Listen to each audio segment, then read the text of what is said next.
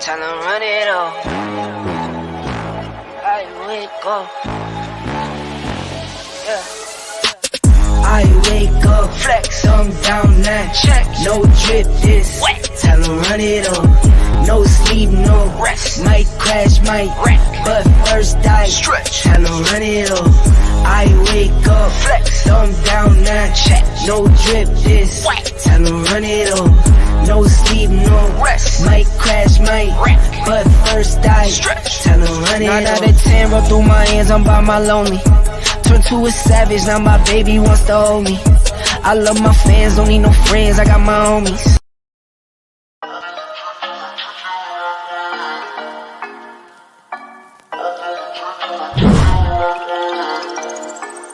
4 in the morning, you got me up, all cause you need to talk. To 4 in the evening, wanna break up, say that you've had enough. I'm tired of talking, again and again, argue about everything. You are my darling, this kiss and make up, I know you wanna touch. You call me every night, call me every day, I just wanna get you alone now. Trust me when I say, we gon' be okay, we just gotta boom bada boom ba. I don't wanna fight, you know that I'm right, baby let me talk to your body. We gon' be okay, hear me when I say.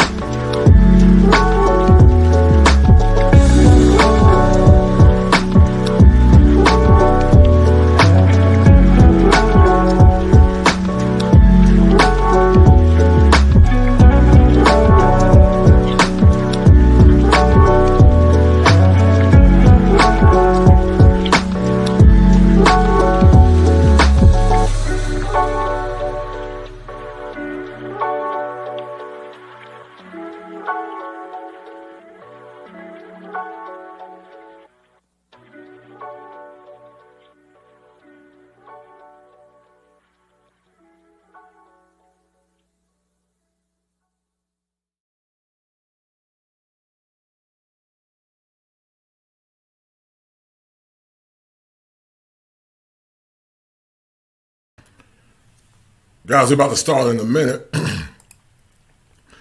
But before we start, we're going to talk about cognitive awareness and more or less the HOPAMINE in dealing with modern women. We're going to talk about it because a lot of you guys are suffering from a HOPAMINE rush. But before we have the conversation, I got to drop this for you. Got to drop some fire for your mind. Because some of you guys are victims of the hope from the past. And some of you guys still think you're going to get the outcomes like your predecessors got. But in reality, those days are gone. We're going to get right into it in a minute. But the question remains, guys, has romanticism died? Are modern relationships worth even dealing with? And I call it modern relationships because if you're a traditional man at heart, are you willing to deal with some of the stigmas of modern relationships? Do you feel that you can get the outcomes that you desire from the modern relationship? And many guys feel like that they can't. We're going to have a powerful discussion on the day because once you take the red pill and see if things for what it is, you no longer will become a victim of your own ignorance. And the sad thing is that once you open your eyes up and see reality for what it is, not only will you ever be the same again, but the pain associated with opening your eyes becomes very problematic. So we're going to talk about it in a minute, guys, because the question remains is, are modern women and modern relationships worth your time? Should you even consider some modern relationships? And are there any benefits to dealing with some modern women because you feel like you're not going to get what you want in that relationship? So many guys, once again, are victims of what I call the HOPAMINE rush. They feel that they're going to get the outcomes that their fathers and their grandfathers got. They feel that they can get the same women that existed from the past. But guys, so many times we've heard the conversation over and over and over again about allowing a woman to rest in her femininity. But we're seeing a first-hand display based on allegations, and the allegations are that Ayesha Curry wants an open relationship. And guys, I created a term called HOPAMINE because HOPAMINE is tied to a neurological transmitter called dopamine. And once you get that dopamine rush, it brings a feel-good sensation to your body. But some of you guys are victims of something called HOPAMINE. You hope that you can find a good woman and a good wife in modern times. You hope that if you take a woman that was a 304, she'll turn her life around and serve you as a man. And because of that, you guys are beginning to suffer in silence because that HOPAMINE that you thought was going to be a benefit to you, you're seeing it display itself in full effect as Ayesha Curry is more or less challenging a man like Steph Curry to an open relationship. Now listen, guys, to the guys that know and see things for what it is. We saw this coming a mile away. We saw that eventually at some point that Ayesha Curry would more or less backslide. And when you think about the story of Ayesha Curry is somebody that I used to look up to. I always esteemed Ayesha Curry as a woman of valor and principles. But now, and I'm going to say allegedly, it's been speculated through the media that Ayesha Curry wants an open relationship. It all started with her saying she wanted attention. And when you're a man like Steph Curry, you have the money that Steph Curry got, the only man you should be wanting attention from is mostly your man. I get it. Partially is that, she wanted to be in the spotlight like her husband. But Steph Curry made Steph Curry with his hard work and his ingenuity. Steph Curry elevated Ayesha Curry. But just like Steph Curry is about to play the role of a simp, and a conscious simp that is, if he decides to go along with the stipulations of allowing his wife to be in an open relationship, it's going to come back to bite him in his behind because watch this, guys, you know it and I know it. You can never compete with a woman when it comes down to sex, because a woman can have a lot of sex and you'll never compete with her. So can you imagine a man of Steph Curry's value and prominence having the thought of allowing multiple men to deal with his woman? If you're a masculine man, you will never be open to a relationship because it goes against your intrinsic hard drive as a man. But we're going to talk about it because I got to give you some fire for your mind, because I need your cognitions to be awakened, because some of you guys have been more or less compromised by modern thinking. And see, what happens when you have women like Ayesha Curry, that was a good woman, start getting around women on the red table, then all of a sudden it becomes a problem. And it becomes a problematic, because now those women are beginning to influence this man's wife. That's why it says in the gospel that evil communication corrupts a person. When you start allowing your woman to be around women that are not more or less of your program, those women can start influencing your woman to do negative and bad things. And now what you guys are seeing is Ayesha Curry beginning to display bad behavior, because she's been around the likes of Jada Pinkett Smith, but also she's been around the likes of Gabrielle Union. And that's what happens, because those women have spirits that more or less don't submit or honor their men. You guys heard it and I heard it. They say if you allow a woman to rest in her femininity, then she would be more or less willing to submit and obey a man. But watch this. Stephen Curry is a millionaire. Dwayne Wade is a millionaire. Will Smith is a millionaire. And I'll say to the women that are listening is this. If a woman is really genuine about being a feminine woman, you're not going to have to do all of that to make her become feminine. A true feminine woman does not have an issue with being who she is. If a woman is genuinely feminine, that's who she is. But once again, some of you guys have been more or less influenced by what I call a HOPAMINE rush. Just like dopamine gives powerful stimulation to the brain, some of you guys are victims of what's called the HOPAMINE rush. You remember that time when you got your first kiss from your girlfriend, and you have been imprinted by that rush. And you assume that in these modern times that you're going to get the same outcomes just like you got from those women of the past. But it appears that you're not going to get that, because many, not all, shout out to the good sisters that are listening. Shout out to the good sisters. Shout out to Dr. O. She's a good sister. And the other good sisters that are listening. But it appears that men are not getting the women like the women of past, especially if you're a Gen Xer or a baby boomer. And what the millennials and zennials are saying is that, you know what, I'm going to check out, because I don't want to be a victim of the HOPAMINE rush. The hope that I'm going to have that good sensation, that feel-good sensation of finding a virtuous traditional woman. Even in the Bible it said, who can find a virtuous woman? And that was from the past. But if you look at times now, can a man find a virtuous woman, or is he a victim of the HOPAMINE factor?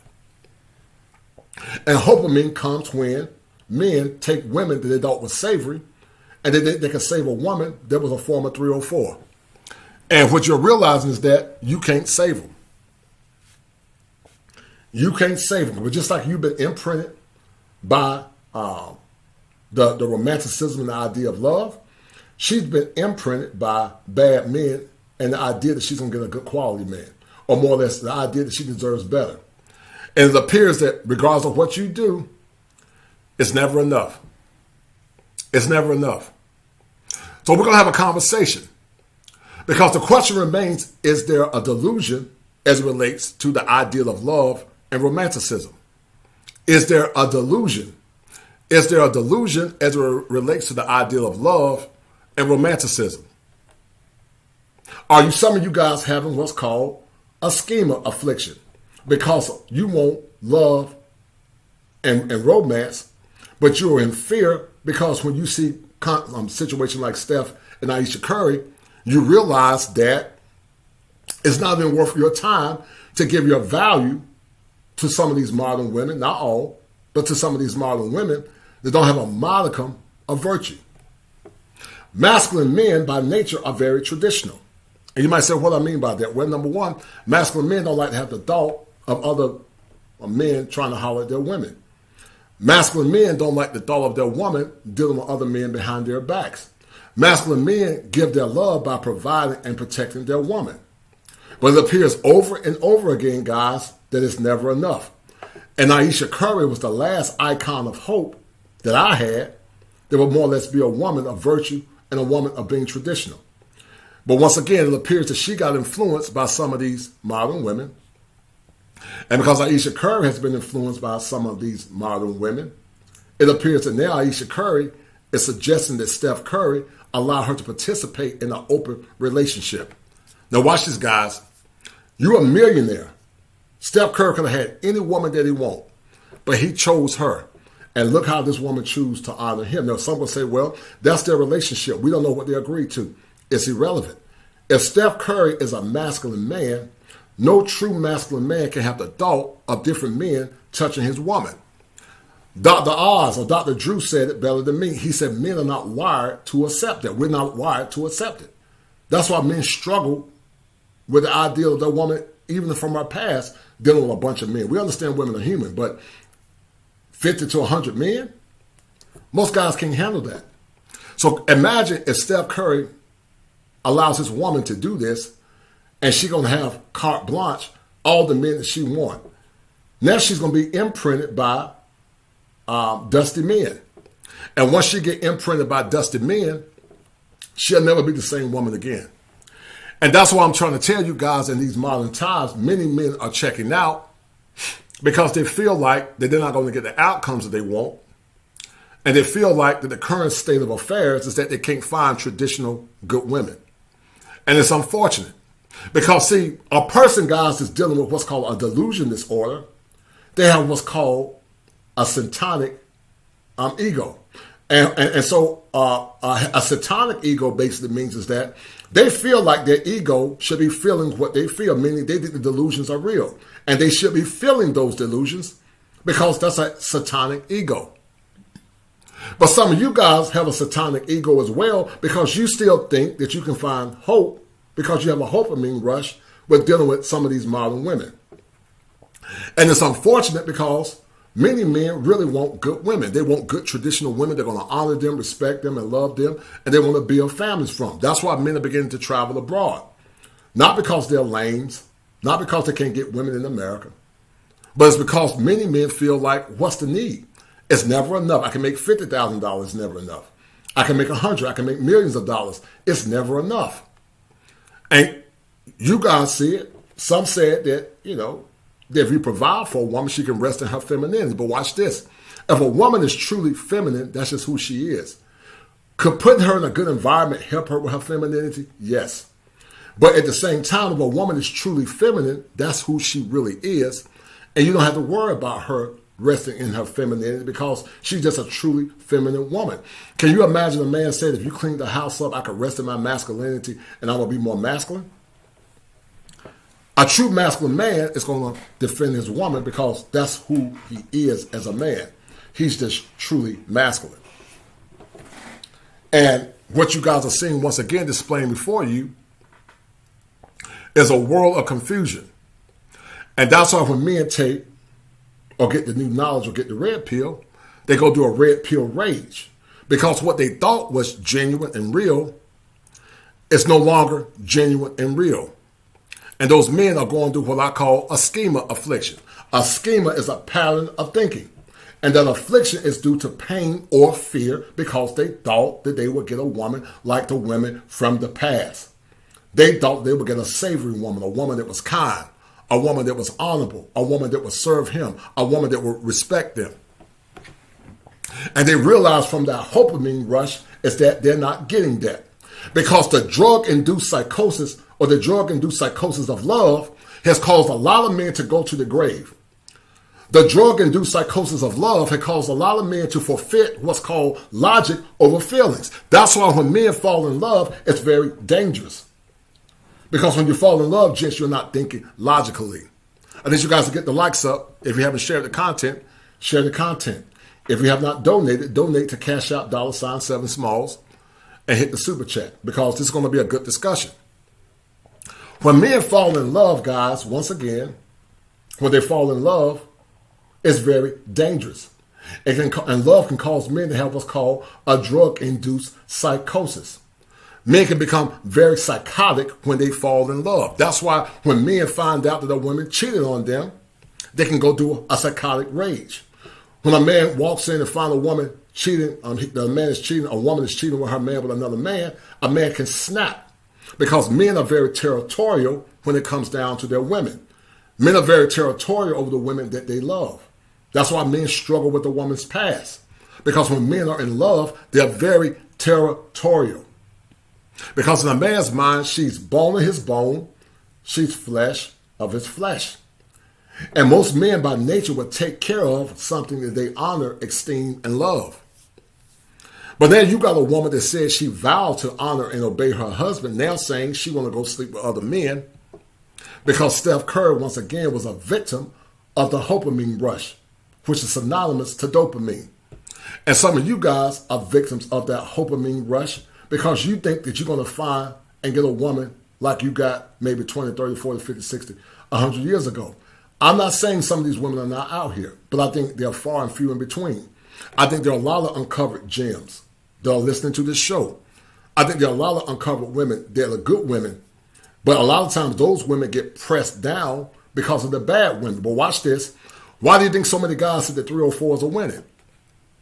Because it appears that 304s are winning on the front end, but they're not going to win on the back end. Because eventually the same 304s that are winning now, they're going to be sad when they're sitting by themselves and not to allow these men to use their bodies up. And it's unfortunate because you cannot build a black community and a black infrastructure if you don't have what's called cooperation. That's why men can go abroad and the women abroad, the husband can be broke. And the man can be a meager wage earner, but that woman still respect that man and help that man build. She don't say anything about resting in her femininity because that's just who she is. Because she's been conditioned under a patriarchy to serve and to honor her husband. But a lot of our women have not been conditioned to serve and honor their husbands. And part of it, guys, is because you don't demand anything. Many American men have very low values and very low standards because they tolerate anything. I want to ask the guys that are listening, to the 18 that are listening, would you tolerate, if you were a wealthy man, allowing your woman to be in an open relationship where she could have multiple men making out with her? If you will tolerate that, hit the 1 button, if you will tolerate it. But if you wouldn't tolerate it, I want you to hit 2. Because the question remains is what man in his right mind is going to allow his woman to give her body to multiple men if he's providing and taking care of her? Because watch this, Ayesha's getting more out of the deal. Because Steph is taking care of her. He's providing for her. He's protecting her. But at the same time, the only thing Steph is getting is a woman that had his kids. And so some of the women that are listening, they ask themselves the question, why do so many men not want to get married? Why are men beginning to travel abroad? Because so many men have that HOPAMINE addiction. They're hooked on hope instead of being hooked on reality. And once you get hooked on reality, and once you take those lenses off and see the world for what it is, it's a bitter pill to swallow when you realize that the love and the cascade of the past is gone. But once you begin to see the world for what it is, guys, no longer will you be more or less seduced by the image of love. Because I tell you this, guys, you should never get married off love alone. I'm going to say it again. You should never get married off the feeling of love alone because love is fleeting. But principles abide forever. You should never get married based on the feelings of love. You should never get married on the feelings of love. You should never get married on the feelings of love. Because once you get married only for the feelings of love, guess what? Once the love is gone, what else do you have? And Steph Curry now has been got by his gonads because now Steph Curry realizes that if he doesn't comply with this woman, she's going to take him for half of everything that he got. That's why most men are saying, what does it benefit a man to get married in modern times? And you're right, Tim Howard and Top Gun. Ayesha Curry has all the power now. And I talk about this, guys, because when men come to therapeutic practices many times, when men come to therapy because they've been seduced by the HOPAMINE rush, many are suicidal. Many are very depressed. Because I'm telling you, if you're a masculine man, it would destroy you to have the thought of multiple men touching your woman. If you're very masculine as a man, it would destroy you.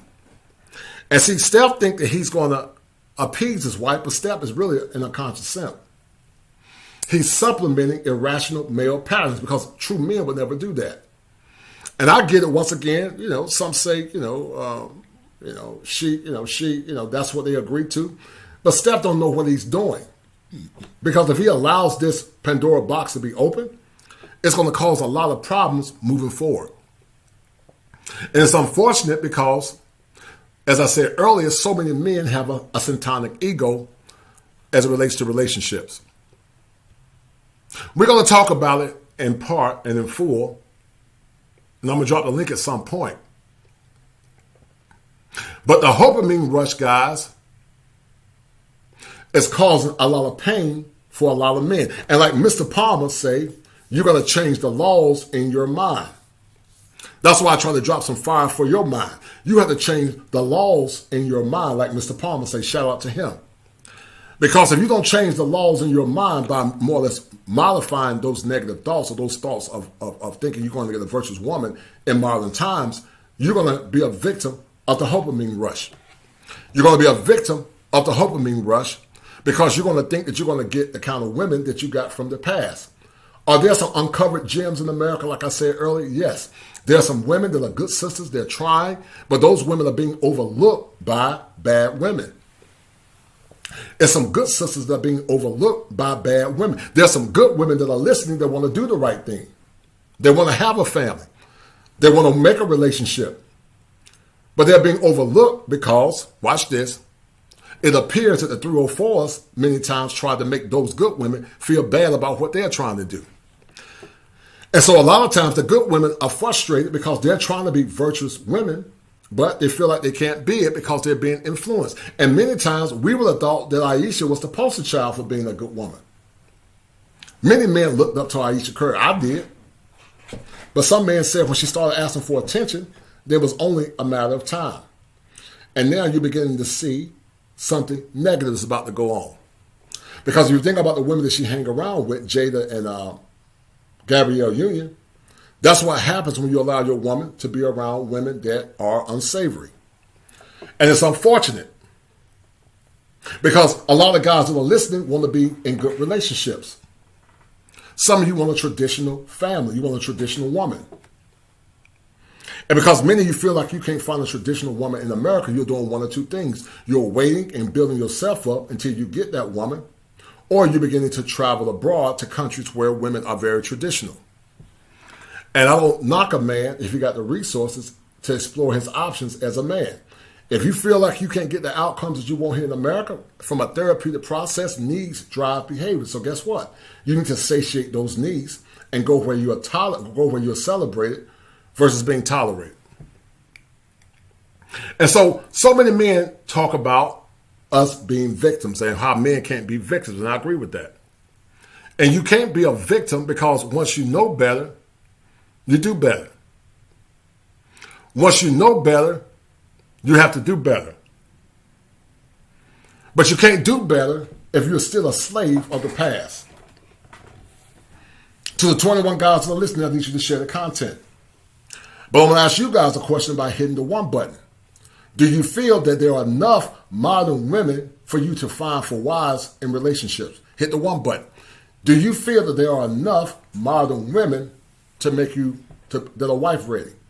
Are there enough wife ready modern women? Because the question is, many guys feel like it's not. Do you feel that there are enough wife ready modern women? Because many guys feel like it's not. That it's not enough wife-ready modern women. They don't feel like they can get the women from the past, especially Gen X men. But see, the thing I'm proud of is that millennials and zennials are beginning to wake up. Millennials and zennials are actually checking out. They don't care anymore.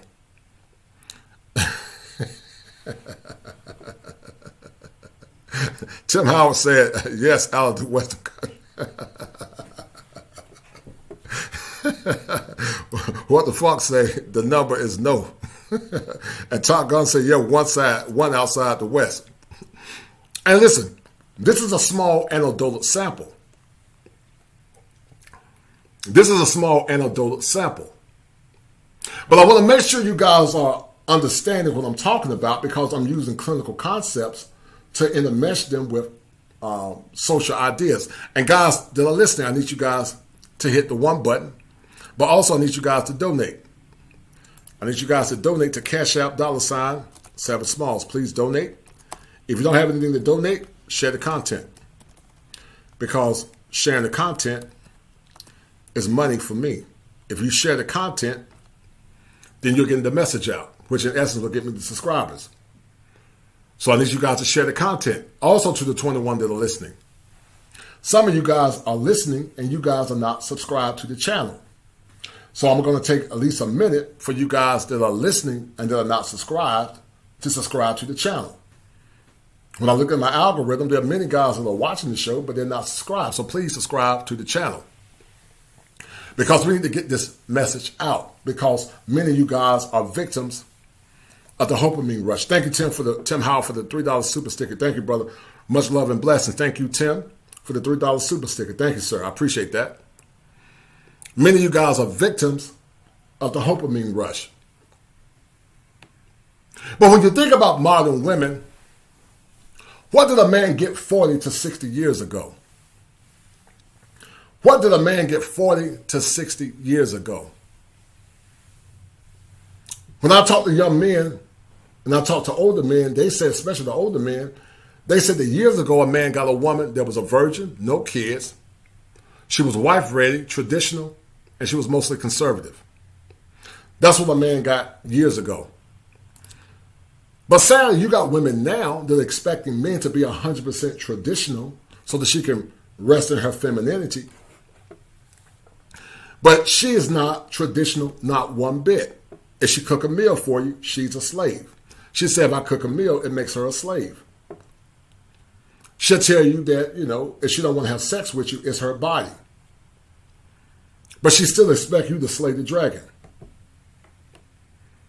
She still expects you to serve her unconditionally and to love her with no conditions.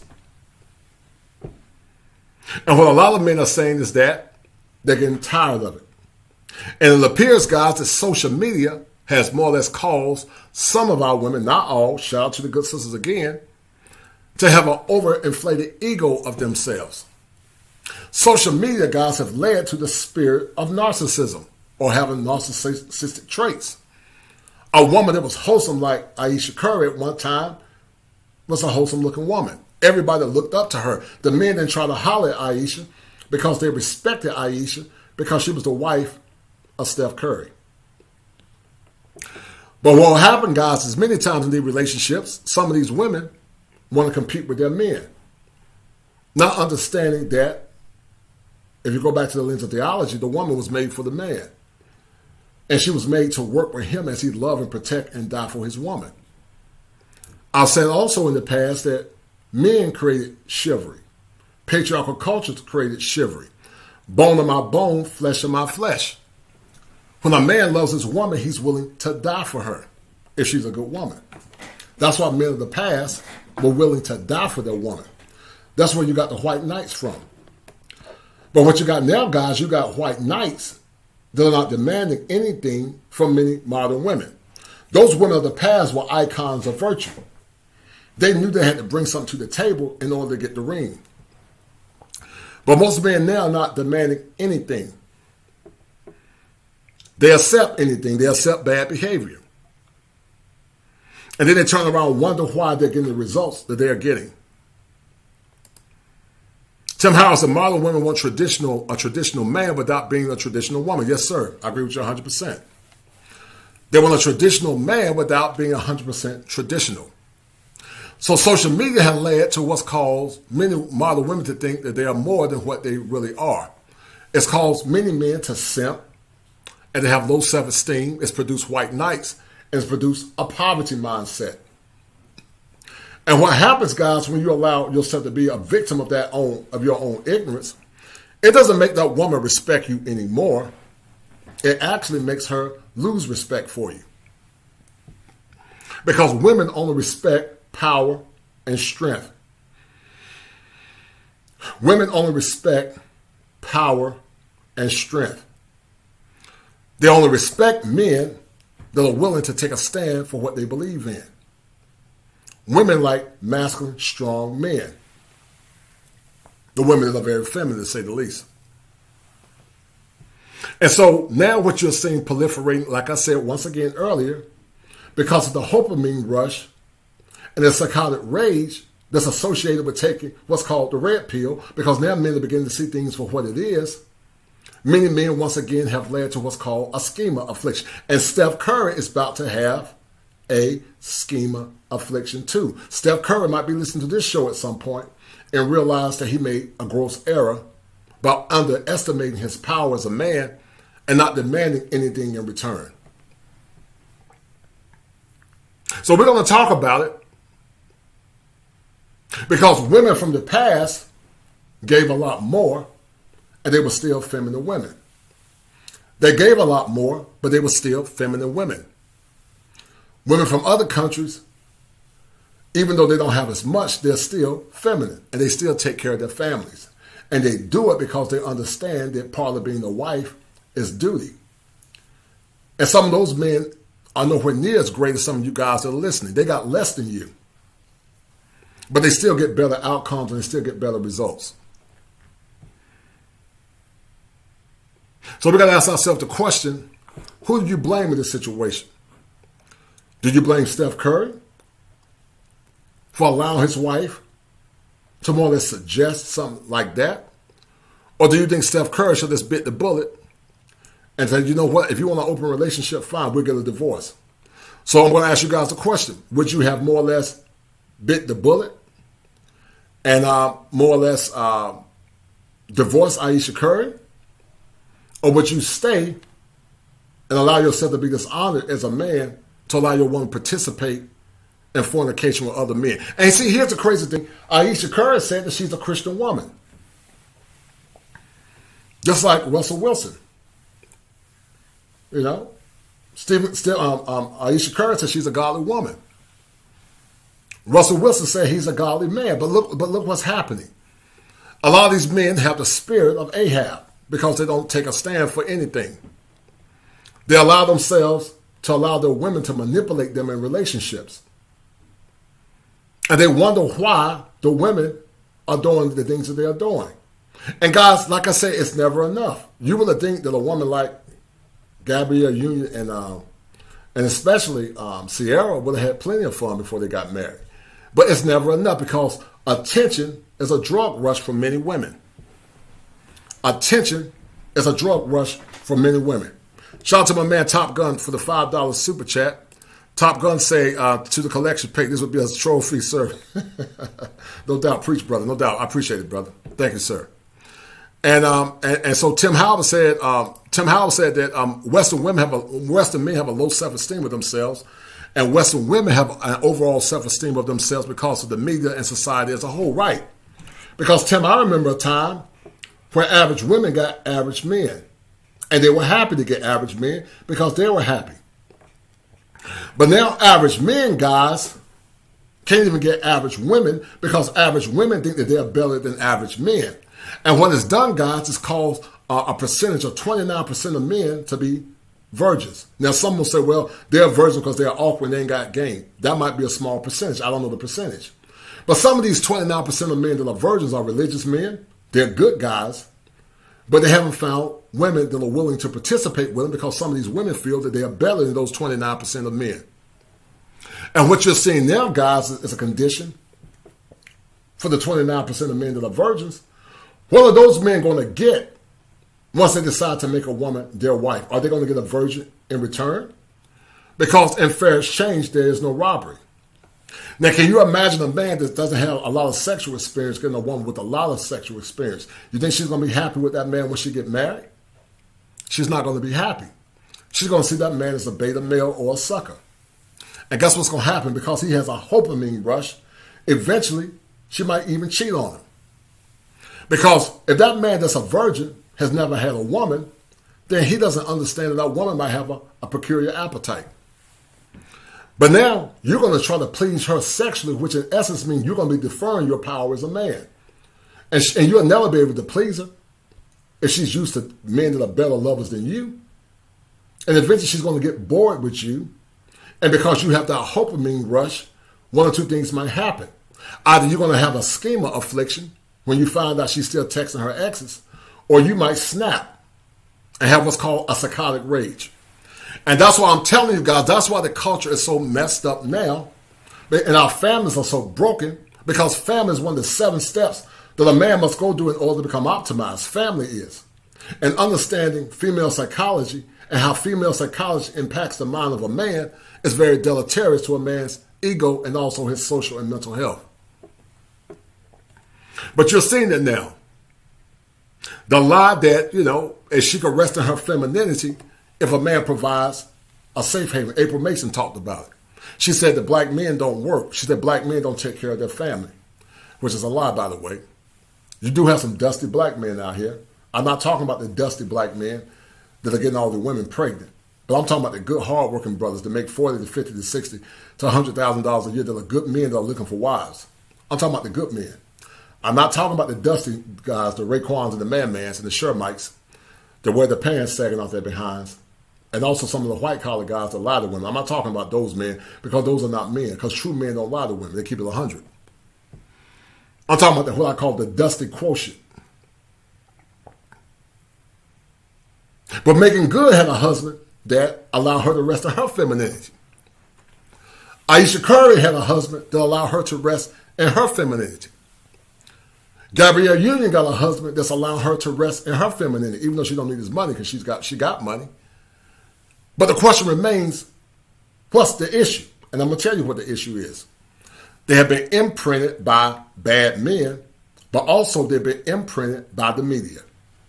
And because of that imprint and the need for attention, it's caused some of these women to have what's called narcissistic traits. And what it's caused a lot of the men to have is what's called a low self-esteem. I'm going to play a clip in a minute, guys. I want you guys to think about what's going on in this discussion. Hold tight. Because my man Ray Alexander sent me a post, and I'm going to play it. And he was more or less talking about the victimhood. And he was talking about why men shouldn't have a victim mindset. And I agree with that in part. He was talking about why men should have a victim mindset. A victim mindset won't save black men. I did a show with Anton Daniels. We were talking about the victim mindset. And he did a compilation of articles talking about a victim mindset. It's victimhood and racism stopping black men from reaching their goals. And I guess this was more or less a rebuttal. And I see where he's going there, but I guess it was a rebuttal to men that are in these spaces have a victim mindset. And I don't think men have necessarily a victim mindset. But he said, feel free to discuss his compilation. And we're going to go over it in a minute, guys. Hold tight. And then I got a video I want to drop because I don't believe that men should have a victim mindset. But at the same time, we got to understand the conditions that's caused men to have a victim mindset. Hold tight. Because we got to have a conversation, guys. A lot of men are victims of hopium. A lot of men are victims of hopium. They are addicted to hope instead of being addicted to reality. All right, so hold tight. Hold tight. Can you guys hear me? If you can hear me, hit 1. Hold tight. Give me 1 minute as I get this article blown up. Hold on. Many are addicted to hope. They are addicted to hope. So this is the article this brother talked about. His name is Ray Alexander. He said, here's my compilation in regards to your upcoming live stream. I did a show with Anton Daniels. And it's titled, Why Mixed-Economic Underperformance and Victim Mindset Won't Save Black Men. And while I don't believe in the Victim Olympics, I don't believe you should blame anybody My job is to empower you so that you won't be a victim. But at the same time, while I don't believe in victimhood, we got to understand that men have been victimized. Watch this. It's one thing to be a victim, right? But it's another thing to be victimized. And so that's the difference. One thing is to be a victim, but it's another thing to become victimized. And what Dr. O said, what we're seeing are women who have been pretending to be feminine. If Ayesha Curry were truly feminine and a traditional woman, a whorish woman is a byproduct of a whorish woman, right? And you're right, Dr. O, and she's a very traditional woman. What you're seeing now is women that are very whorish. And it's causing a lot of men to be frustrated. So anyway, let's go to the article. Why MGTOW economic underperformance and victim mindset won't save black men. And so he said, because it's been extremely difficult for many black men to establish themselves as economically attractive, potentially husbands. And I'm going to give a counter movement to it, because I think I know where he's going there. It's almost like they're trying to shame the MGTOW movement. I see his point, but I disagree with him in part as well. Especially strong financial provider can support black women and children as their chief breadwinner for the black family. Many black men have decided not to play the marriage game, for example, to go MGTOW, men go on their own way and claim that they're victims of feminism and alleged black anarchists as well. See, I know where this guy's going there, but I'm going to read it anyway, guys. The tragic fact of the matter is that many black men have fallen behind in the transformed, informed digital economy where strong technical skills and some post-high school education are required to provide high incomes provided to purchase a substantial stay-at-home modern mom lifestyle that many black women demand in order to give up their nice office jobs and independence. In addition, the mass immigration from Latin American countries has displaced many black men who would usually find work in traditional blue-collar jobs like construction and skilled trades. Furthermore, large-scale migration from India from healthcare and information technology jobs has blocked out many educated black men from lucrative careers in science, technology, engineering, math, and industry. Nonetheless, the responsibility of traditional patriarchy as well as still require the black men to assert their manhood within the home as well as our home is large.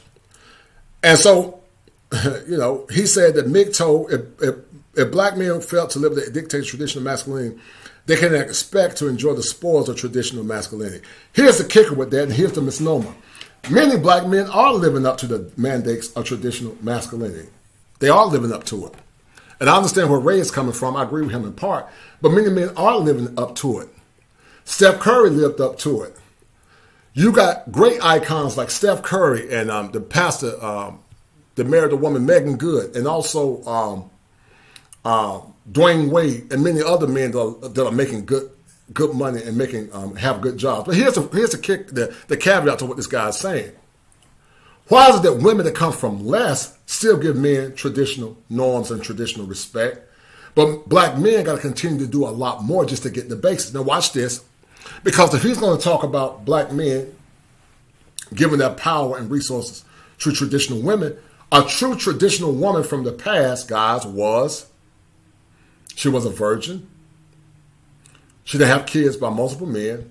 She was wife ready, and she was already traditional. So you expect a man to be 100% traditional, right? But the women that he's getting now, they're nowhere near as traditional of the women of the past. That's taxation without representation. And it goes back to what the Ingram experience called, I call it relationship inflation, but he called it relationship capitalism. And what it basically means is that men should have the power to date who they want to date if they're going to get the outcome. That's why I tell men to start having higher standards. So he said that MGTOW won't save failing black men from the burden of male performance.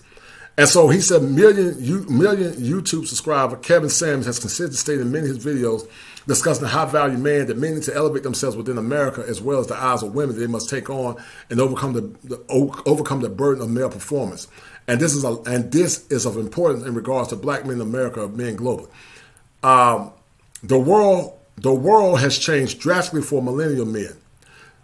There are not millions of high-income jobs that could pay a man a top-tier wage or high school graduate to support their wife and children, as it was the case with the grandmother and great-grandmother generation to move to the north and to the west on the Great Migration to secure union-wage blue-collar jobs. He said, in addition, Grandparents and great-grandparents of millennial black men did not have to deal with mass immigration, and men from Mexico and parts of Latin America that had displaced large swaths of blue-collar men in the building trades in the current era. Additionally, Great Migration generation men did not have the influx of overclass 3 million well-educated Indian men that migrated to the U.S. from South Asia via abuse of the H-1B employment visa program. Over the 30 years, they have effectively obstructed millennial black men from accessing many high-paying technological jobs that would have been normally secured to a degree by black men. I agree with that. But he said that black men must assert themselves in the labor market and gain respect. And so he said underperforming. Yeah. So anyway, I'm not reading all this. I'll finish reading this other part. He said black men must overcome the burden of male performance to assert traditional masculinity. He said the black man who feels the adequate male power and male privilege feels bad because of the way he feels his society and family. Men in our culture especially are being vulnerable to inadequacy and especially prone to misinterpret them as punishment. So men must be competent in their roles to feel good about themselves. But the point is, are women competent in their roles? You notice how we're always putting the onus on the man. We're always putting the onus on the man. You notice that? We're always putting the onus on the man for him to more or less meet her demands. But the question remains is she meeting his demands? Because what I remember, guys, is this. And according to the gospel, and some of our women say that they are Christians, the woman was made for the man to serve him, to help him meet his purpose on earth. We're not talking about dusty, unproductive men. I'm talking about men that are good men. But Dr. T.S. Johnson talked about a condition, guys, that's happening now. He said when he was talking in the classroom that there's a percentage of women that expect a man to come out of college making $100,000. And we realize now, guys, that only a small percentage of men make that kind of money. Only a small percentage of men is actually making that kind of money. And so you're expecting men to be icons of virtue from the past, but what are we demanding from our women? Are women coming to the table as virgins? No. Are women come to the table being wife ready? No. Are women come to the table demanding, willing to work with their men and to help their men build? No. But you want a man to be 100% traditional like men from the past? What a lot of men are saying is that they're not going to do it. Millennials and zennials are actually waking up and they're saying to hell with marriage. I'm not marrying any woman because they feel like they're not getting the best bang for their buck. And like the Ingram experience talked about relationship capitalism, where men are beginning to exercise their options just like it's a capitalistic market. What's the best bang that I can get for my buck? If I can get that by just staying single and focus on myself, men are choosing that. But some men are saying, you know what, I'm going to get my passport.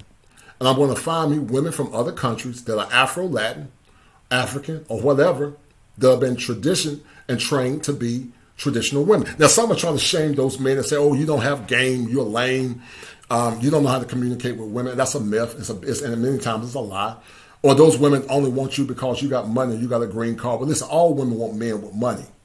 Every woman that's listening want a man that has some money or some type of sustainability. That's just basic with female nature. All women want a man that can provide and protect. It's in every woman's nature.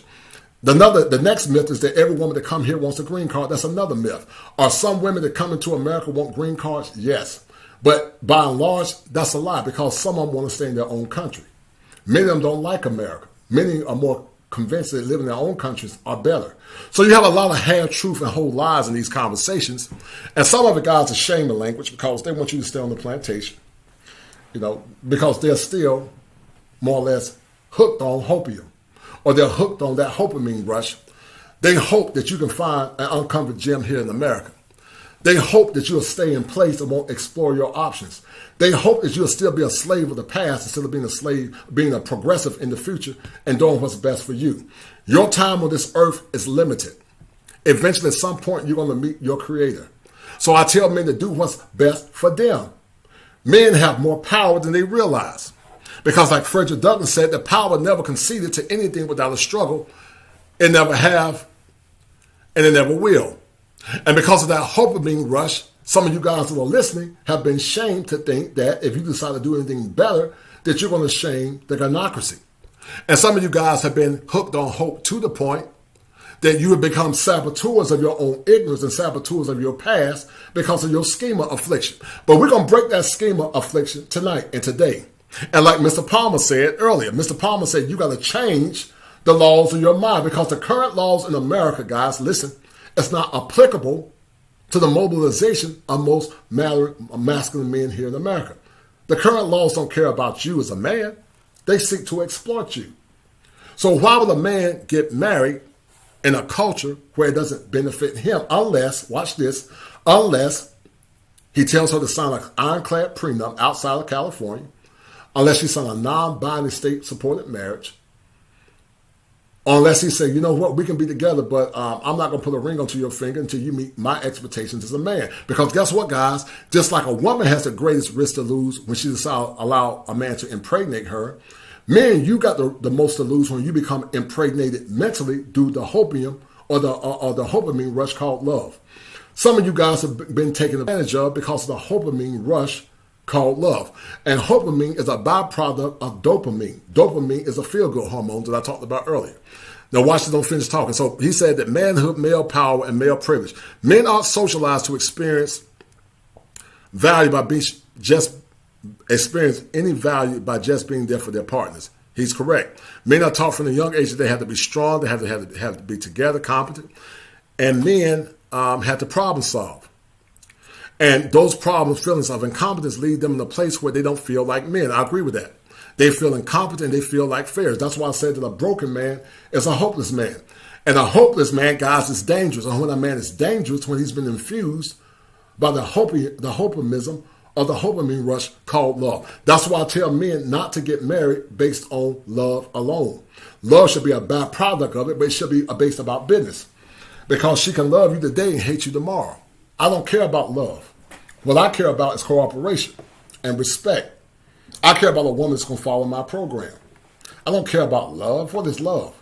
Because men themselves are the arbiters of love and relationships. When you look about music of the past, men from the past were more or less writing love songs, love ballad. The group called Love Together in Devotion, LTD. They wrote the song called Love Ballad. But those women of the past were traditional wife-rated women. But you can't give a woman that now because most of them don't respect it. And many of them, when you try to show love and hold the door open for them, they say, well, you're trying to minimize my minimize my worth as a woman.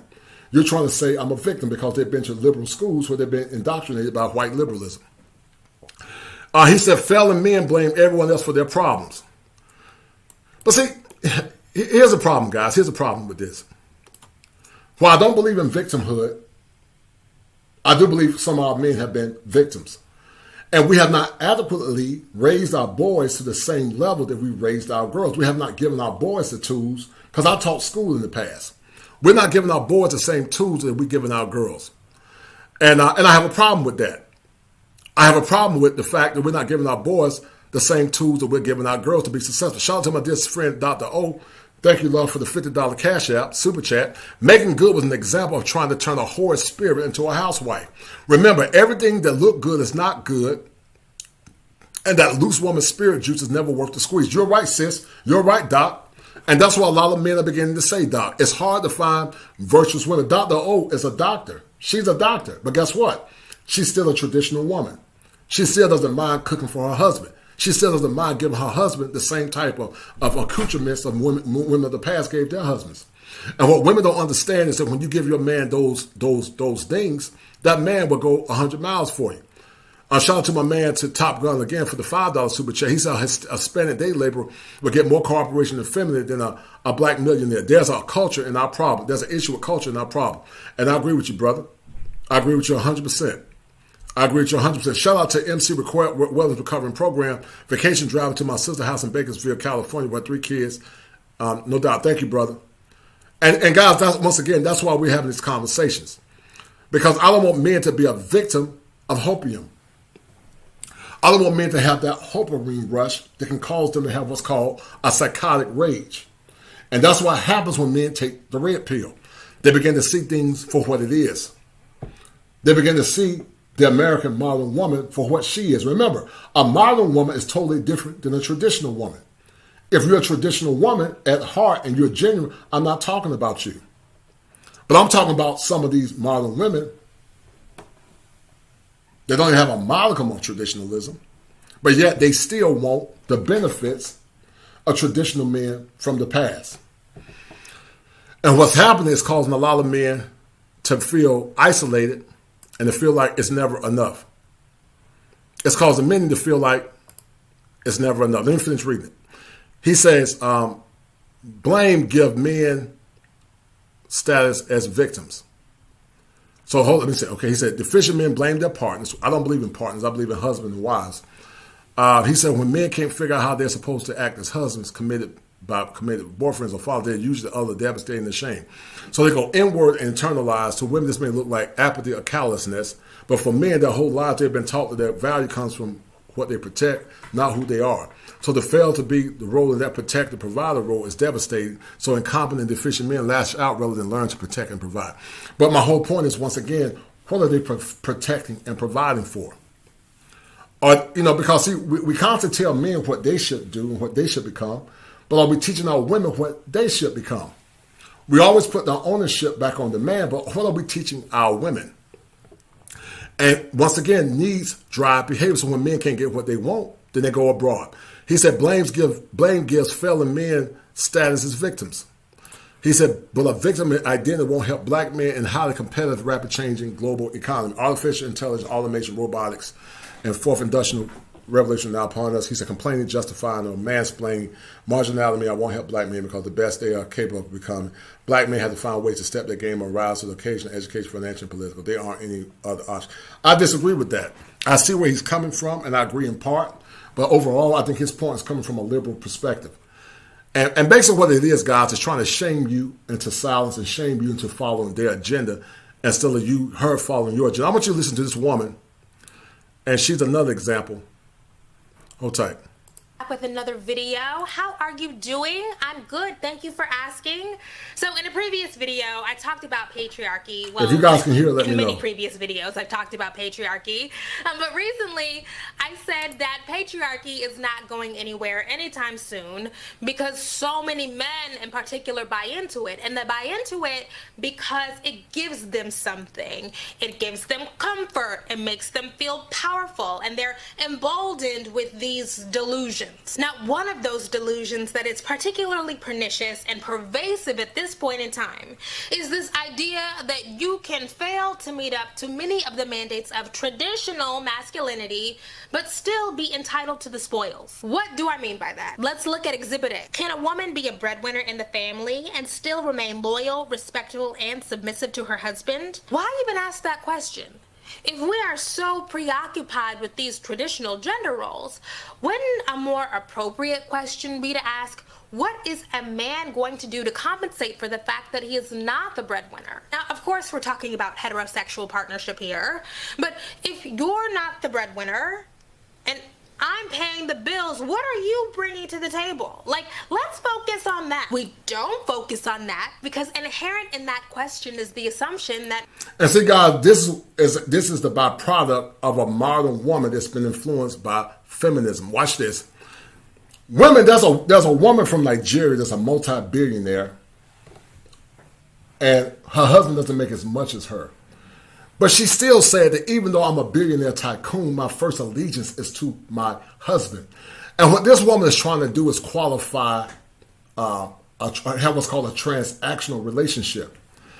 But see, when you live in a true patriarchy, what this woman even qualified to be a wife of a man. What virtue is she bringing to the table to be the wife of a man? Is she wife ready? Is she a virgin? Has she been conditioned to serve her husband? And so it goes on and on where we're constantly expecting the man to live up to his relationship mandates, but the woman's not living up to hers. And that's why men from third world countries sometimes don't have nowhere near as much as American black men, but they still get traditional women because they were raised under patriarchal order. Keep listening. Women are made to be submissive and men are made to lead. I gotta say, I don't know why that would be the assumption if you cannot fulfill the foundational tenet of traditional masculinity, which is provide. I am not asking these questions to shame men who don't make a lot of money.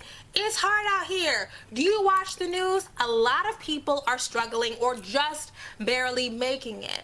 But my point is, if your reality is one thing and it fails to meet this ideal, then your ideology needs to evolve to catch up. You're fighting it. Why? Just speaking personally, I'm not really mad at a man who cannot provide in the most traditional sense. We can go Dutch. I do not have a problem with that. However, that means that you are not the leader of my home. We can be co-captains. We can guide this ship together. But there's no you in the front and me in the back. Not when I'm paying half the bills. It seems to me that And see, guys, what you're seeing is that what this woman is speaking is what's called an illogical fallacy.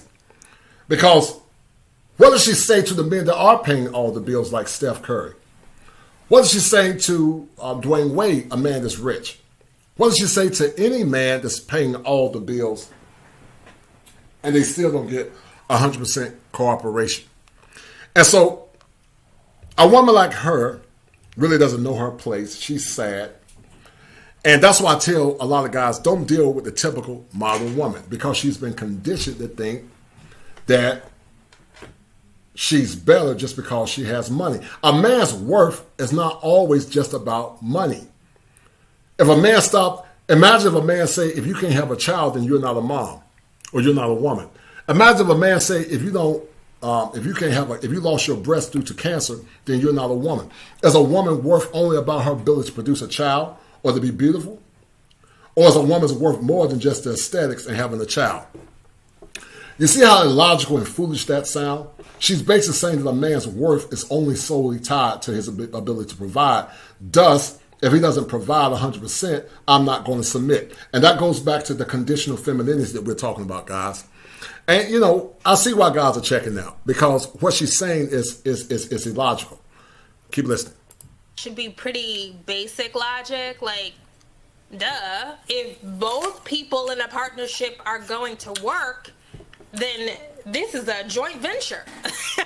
Why are we talking about traditional gender roles? Why are we talking about submission? They're not for you. And this is why people are so miserable, because you're trying to shoehorn your life into something that is completely not made for you. That mold is for somebody else. You know, round peg, square hole. And the men who pose these questions are being absolutely ridiculous. Unrealistic. Are you kidding? But... And you know those guys, she said partnership. Partnership is synonymous to something called egalitarian. Egalitarian relationship is tied to a very neoliberal construct. And it basically doesn't say that you're my husband, you're the leader regardless, and I'm your wife because, you know, being a man's wife is something honorable. Because see, if this woman was a wise woman, she would realize that the money that she makes, and she's for tradition and family, eventually, if he's a good man, I'm not talking about dusty men, can help her man rise to his next level. A good supportive wife, if the man is good, I'm not talking about worthless men, but if the man is good, a woman, if she's a wise, honorable, nurturing woman, can help that man get to that level and have even more if she learns how to more or less isolate her femininity. But what you have here, guys, is an entitled modern woman that does not respect masculinity, does not know her place. But this will be the same woman that'll start crying and saying you don't like black women if you decide to go abroad and get you an Afro-Latin woman, get you an African woman, and get you a woman that has less, but she's feminine, but she's a woman that's willing to help you build your program and to submit to your program. That's why I tell you guys, most modern women, many of them are not even wife-ready or wife-worthy. Focus on yourself, because if you get caught up in the HOPAMINE rush of love, you're going to become psychotic at some point, and this woman is going to have you in the courts because you have not changed the laws of your mind. Keep listening.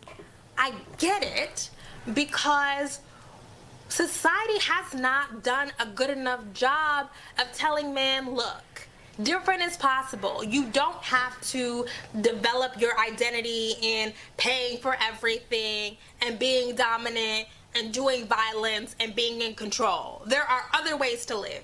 And when I see black men in particular, saying that kind of stuff, I do raise an eyebrow because I know the statistics. I know the statistics. I don't know your individual situation, but I can make some guesses. I look at the Bureau of Labor Statistics reports, and in the last quarter of 2018, the median wage for black men weekly was like $773, and the median wage for black women was $665. You don't have it like that.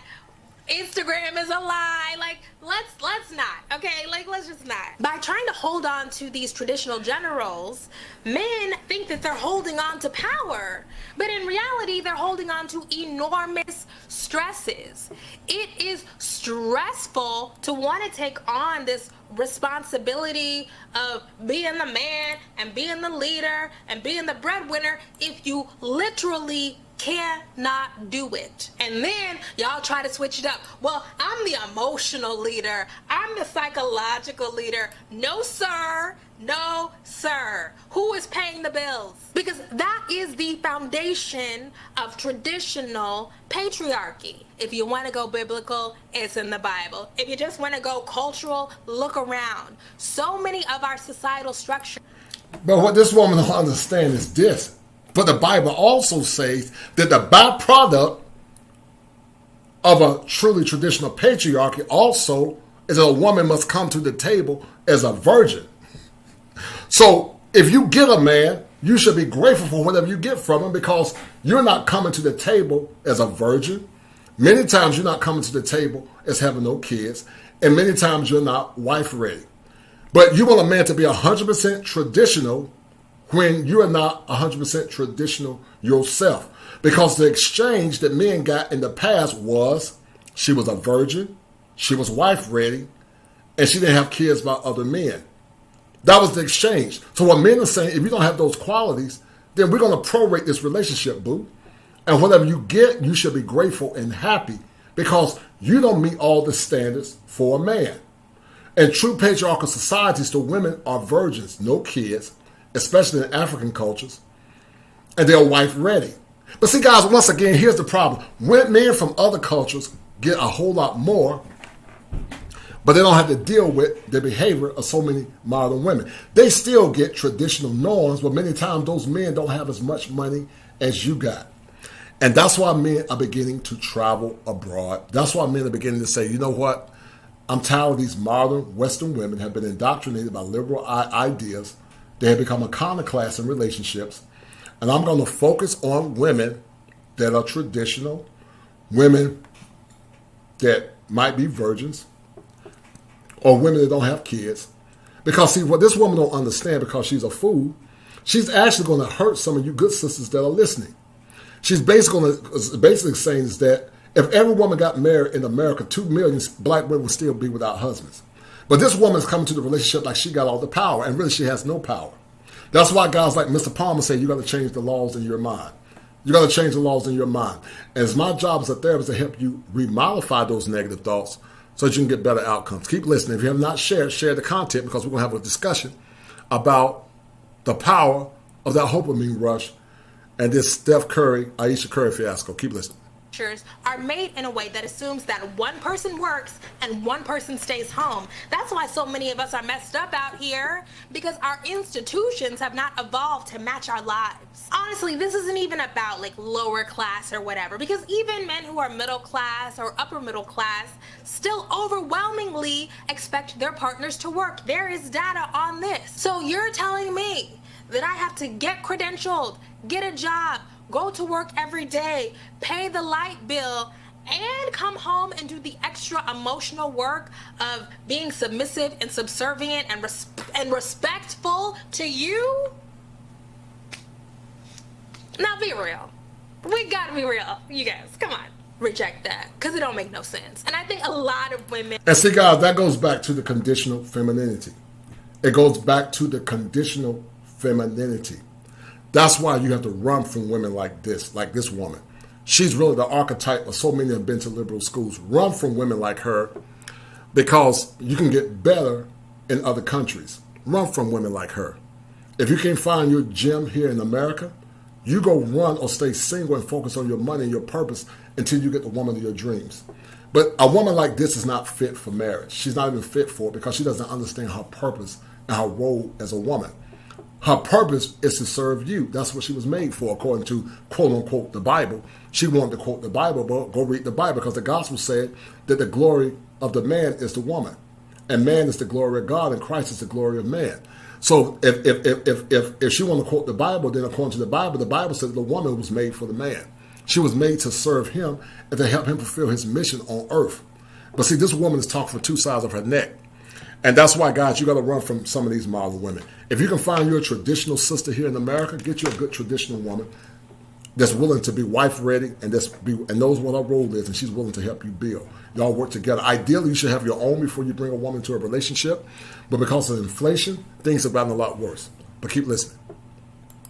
Men are rejecting that because it's just an extra job. You know what I'm saying? Like, I can't have 3 jobs and you have 1. I personally believe in partnership in the truest sense of the word, meaning we walk together. Nobody is taken advantage of. Nobody is unduly burdened. We work in synchronicity. I learned the word mutuality from bell hooks, and that means we complement each other. We work in tandem. And basically, this woman is a feminist. She's been indoctrinated by liberal schools. I went to a very liberal school, but I was able to maintain my masculinity as a man. Bell hooks is a classic feminist. And you got to stay away from women like her. She's been brainwashed, and there's nothing you can do for women like that. You just laugh at her, focus on yourself. You don't even give attention to women like this, and just focus on yourself and get your money up. If you find a woman here in America, vet her properly. You can never vet her 100% because she can always change. But vet her properly, and if not, go to countries where you feel like the women are traditional and they're willing to serve you in your program, because a good woman can help you become the best version of yourself as a man. We need women. We don't need women for infrastructure and building, but we do need women as our cheerleaders and also to carry our seed. And a good woman can help you do this, but this is what's happening to so many of our sisters, not all. They've gone to some of these modern liberal schools. Keep listening. You help me meet my needs, and I help you meet your needs. There is no assumption that because you were born in a male body that you are fit to lead. That is often not the case, as we see. Often women are better leaders than men. So what do you do with that? And men always try to be like, well, we submit to each other. Well, then. She said women are better leaders than men. That's comical, by the way. But they're better leaders than men, but they're the leaders of a single parent household. But they're better leaders than men. They're better leaders than men, but now with 80% of our children being born out of wedlock, they're better leaders than men. They're better leaders than men. But look at the black community and look at the black gynocracy, where the black community is faltering, and we don't have a semblance of what we had in the past, but they're better leaders than men. You can't make this issue up, but keep listening. Why don't you lead with that? Why don't you lead with that? I know this is a scam because when we are posing questions about submission and the ability to submit and be respectful and honor the head of the household, it is women who are assumed to take up the subservient position. Now, if it's not bad, if it's not degrading, then why don't men gladly step into that role?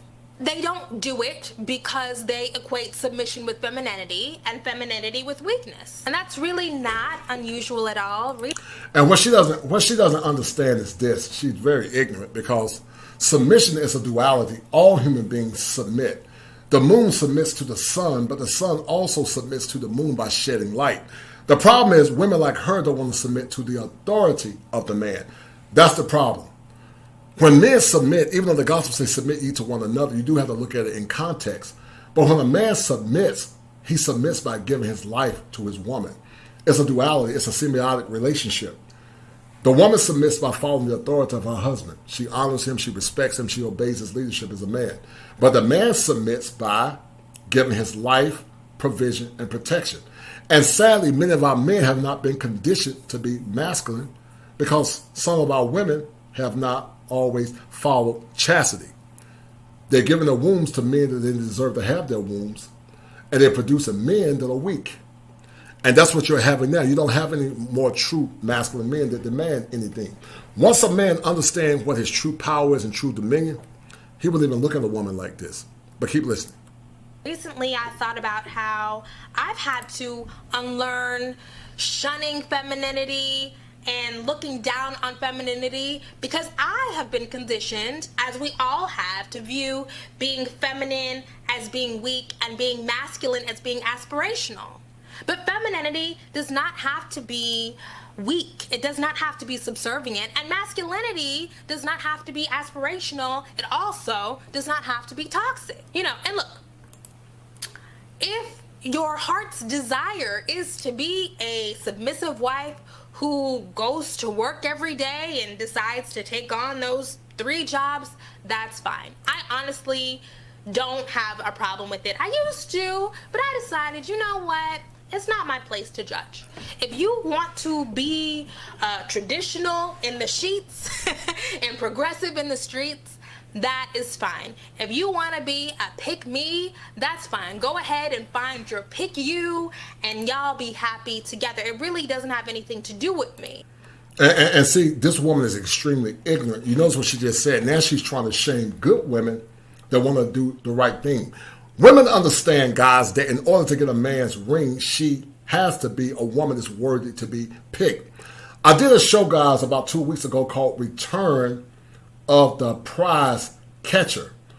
I'm going to say it again. I created a term called the prize catcher. And women understood that if she wanted the ring, she had to be prize worthy in order to come into that man's life. She had to be a prize worthy woman. But so many women now come into relationships, the modern women that is, they think just because they have a vagina, that's enough. And that should be enough to more or less satiate the needs of a man. But here's the kicker. In olden times or in cultures of the past, most women wouldn't even look at a woman like her or that was not a woman that was chaste. Because in patriarchal cultures, men set the template for what they want in women.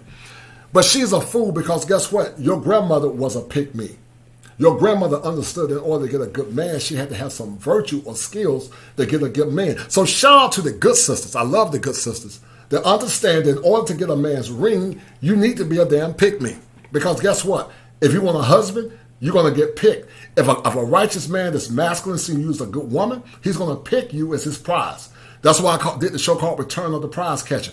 But don't listen to women like her because she's obviously a feminist. She used shaming language because she's deaf. And deaf comes from cognitive dissonance. She denies the evidence. She becomes enraged when you present her with the evidence. She argues with ad hominem attacks. And she fights or flees. And so don't listen to women like her, guys, because you'll be in my office dealing with a schema affliction because your mind has been more or less impacted due to the HOPAMINE rush, or the HOPAMINE rush called love. But women like her are not worthy of marrying. Let her go to the cats and be by herself because she's not worthy of a good man. And shout out to the good sisters that are trying to do the right thing too, because women like this are trying to shame you and guilt you into being a traditional woman. Keep listening. The problem, of course, is that for so long, that has been our cultural expectation, despite the fact that that does not meet the reality of our lives. It has not. Not for me. Not as a black woman. If you want to do traditional heterosexual marriage cosplay, because it's not traditional if y'all both working. But if you want to do that, go ahead and do it. Just leave the rest of us alone. You know what I'm saying? Like, just leave us out of it. Thank you. Well, that's all I have to say about that. Thank you so much for watching. The bonus video up on Patreon right now is me talking about womanism versus feminism, and I got into the craziness happening. And guys, I just want you guys to see. I want you guys to see that toxic nonsense because it's very toxic.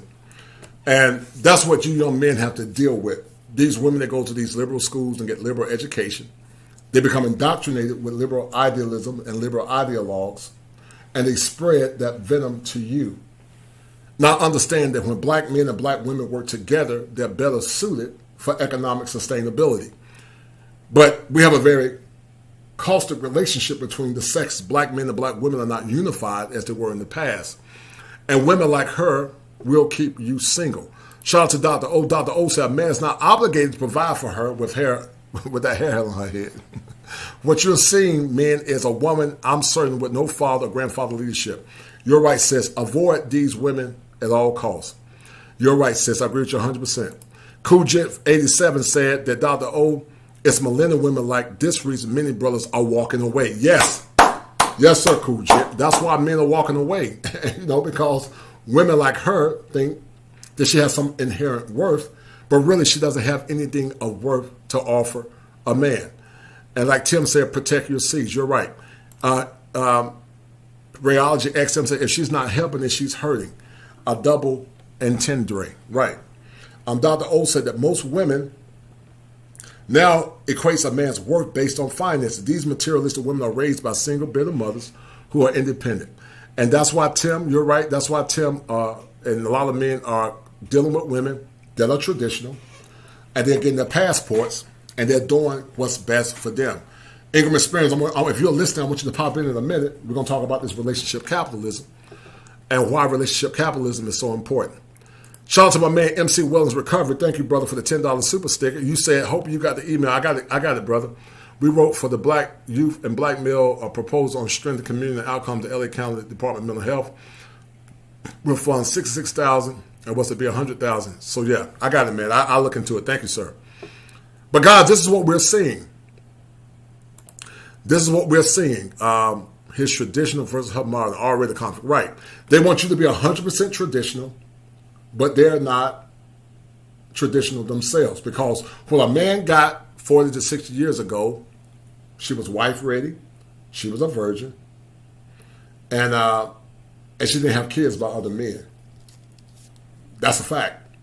The stats don't lie. So you're expecting men to be 100% traditional, but what men are saying, no, sweetie, if you don't meet all my expectations, we're going to prorate this deal. Be grateful you got a man. That's what a lot of men are saying. Or a lot of men are saying, you know what, I'd rather pay a dowry and I'll just travel abroad and get me a woman from another country that meets my expectations, because men are the prize catchers. And like I told you guys, this is a time for empowerment. And I'm not the Reverend Ike, I'm the kosher clinician. And that's why I seek to empower and to impact our men so they would not become saboteurs of their own ignorance. I want to empower our men to keep being the best version of themselves. I want to empower them. And we're going to drop the link at some point. But the Ingram Experience, if you're listening, I want you to come in and talk about relationship capitalism. But in the meantime, we got to ask ourselves the question, where do we go from now? Where do we go from now?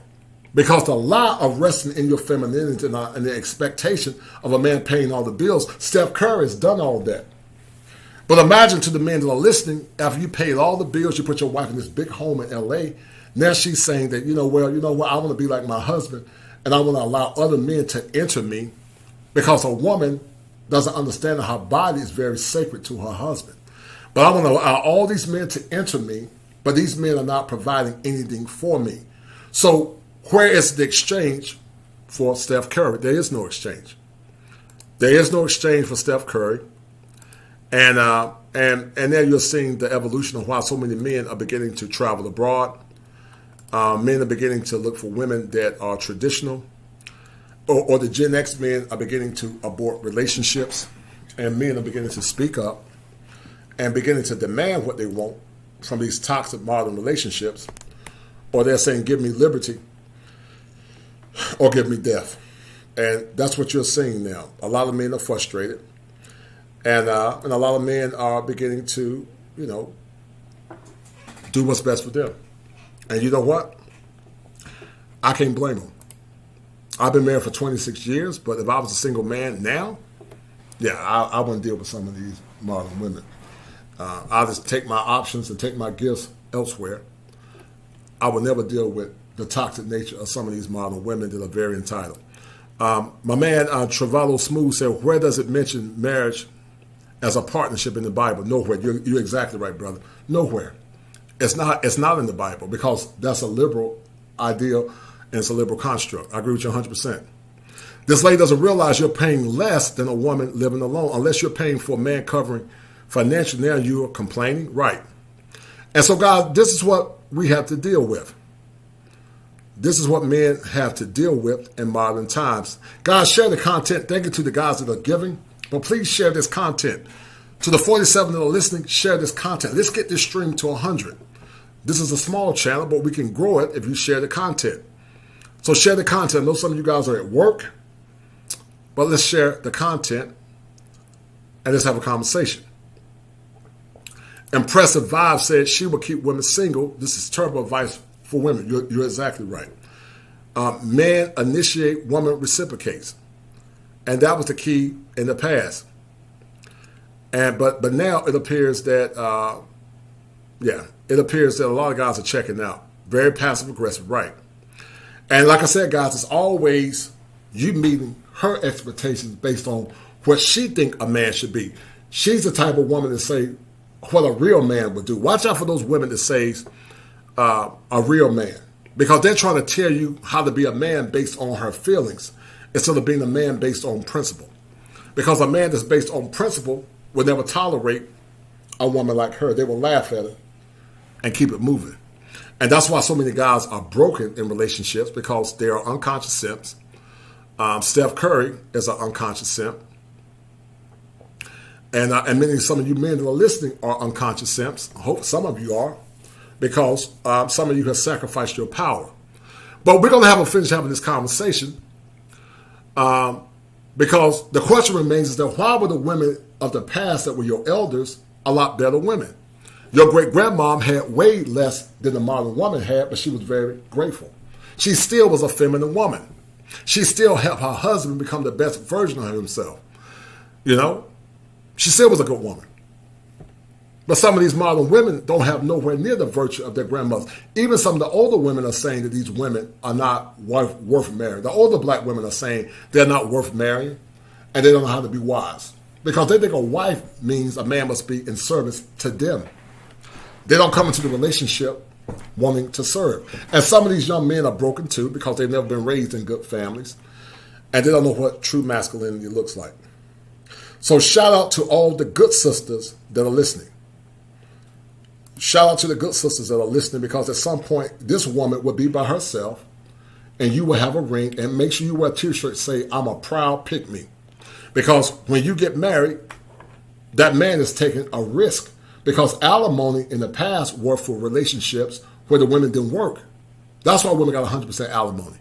But now with no-fault divorce, if a woman say, I don't want to be married anymore, she can take you for half of everything you got just because she don't want to be with you anymore. She can have an affair on you and still get half of your assets. She could be a woman like Ayesha Curry that want to sleep with other men, but it still expects Steph Curry to pay for her lavish lifestyle. So what is the benefit for a man to get married in these modern times? Is he a victim of the HOPAMINE rush that can lead to a psychotic episode? Because HOPAMINE is synonymous to dopamine. And with HOPAMINE, you can't take a 304 and hope that she's going to be a virtuous traditional woman. It's an oxymoron, because it'll never happen.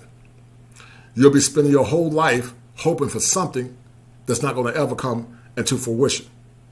And it's unfortunate, because many men are checking out.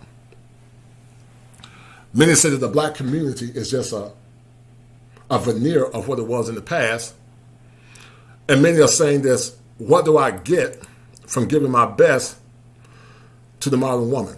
Many are saying they're not getting anything in return. And because of that, many men are frustrated with the dating options that they have. They're frustrated also with the relationships that they have. And many men are beginning to travel abroad to get the women that they want. So real quick, I'm going to drop the link in a minute. But if you guys have not donated, please donate to Cash App $7 Smalls. Thank you to the people that have donated. But we got to have these discussions, because some of you guys are victims of that HOPAMINE rush. And see, the Ingram experience talked about relationship capitalism. And relationship capitalism basically means that men should exercise their options to do what's best for them based on their standards. Not based on her standards, but based on his standards, because he has the most to lose if he's a decent man. And that's what relationship capitalism is. Because right now, guys, what you're seeing is relationship inflation. And it's getting worse. It's getting worse. All right? So we're going to drop the link at some point. But I need you guys to share this content. Share this content. And let's have a discussion. If you have not donated, donate to Cash App $7 Smalls. If you don't have anything to share, I'm okay with that. If you don't have any money, that's fine. Donate. Share the content. Sharing the content for me is money. Shout out to my man, Blackman316. Thank you, brother, for the love. Thank you for the $10 super chat. Supporting the channel. Thank you, sir. Thank you, brother. But listen, let's have a conversation. I'm going to drop the link. Because we talk about women like this woman, and you guys are seeing the toxic behavior. But what about the 29% of men that are virgins? What about those 29% of men that are godly men or good men, but the women don't want them because they think they're lames? What about those men? What about those men that want wives, traditional wives, and they've done everything in their power to get a good woman? But now all of a sudden, this brother got to worry about his wife considering an open relationship where other men are going to have their way with his wife. And see, Ayesha Curry said that she was a Christian woman. She said that she was a godly woman as well. But you begin to see that she can't be a godly woman because godly women don't believe in open relationships where they allow men to have sex, which is a form of adultery. You can't say you're a godly woman, and at the same time you want to give your body to men that are not your husband, and still expect your man to provide and protect you.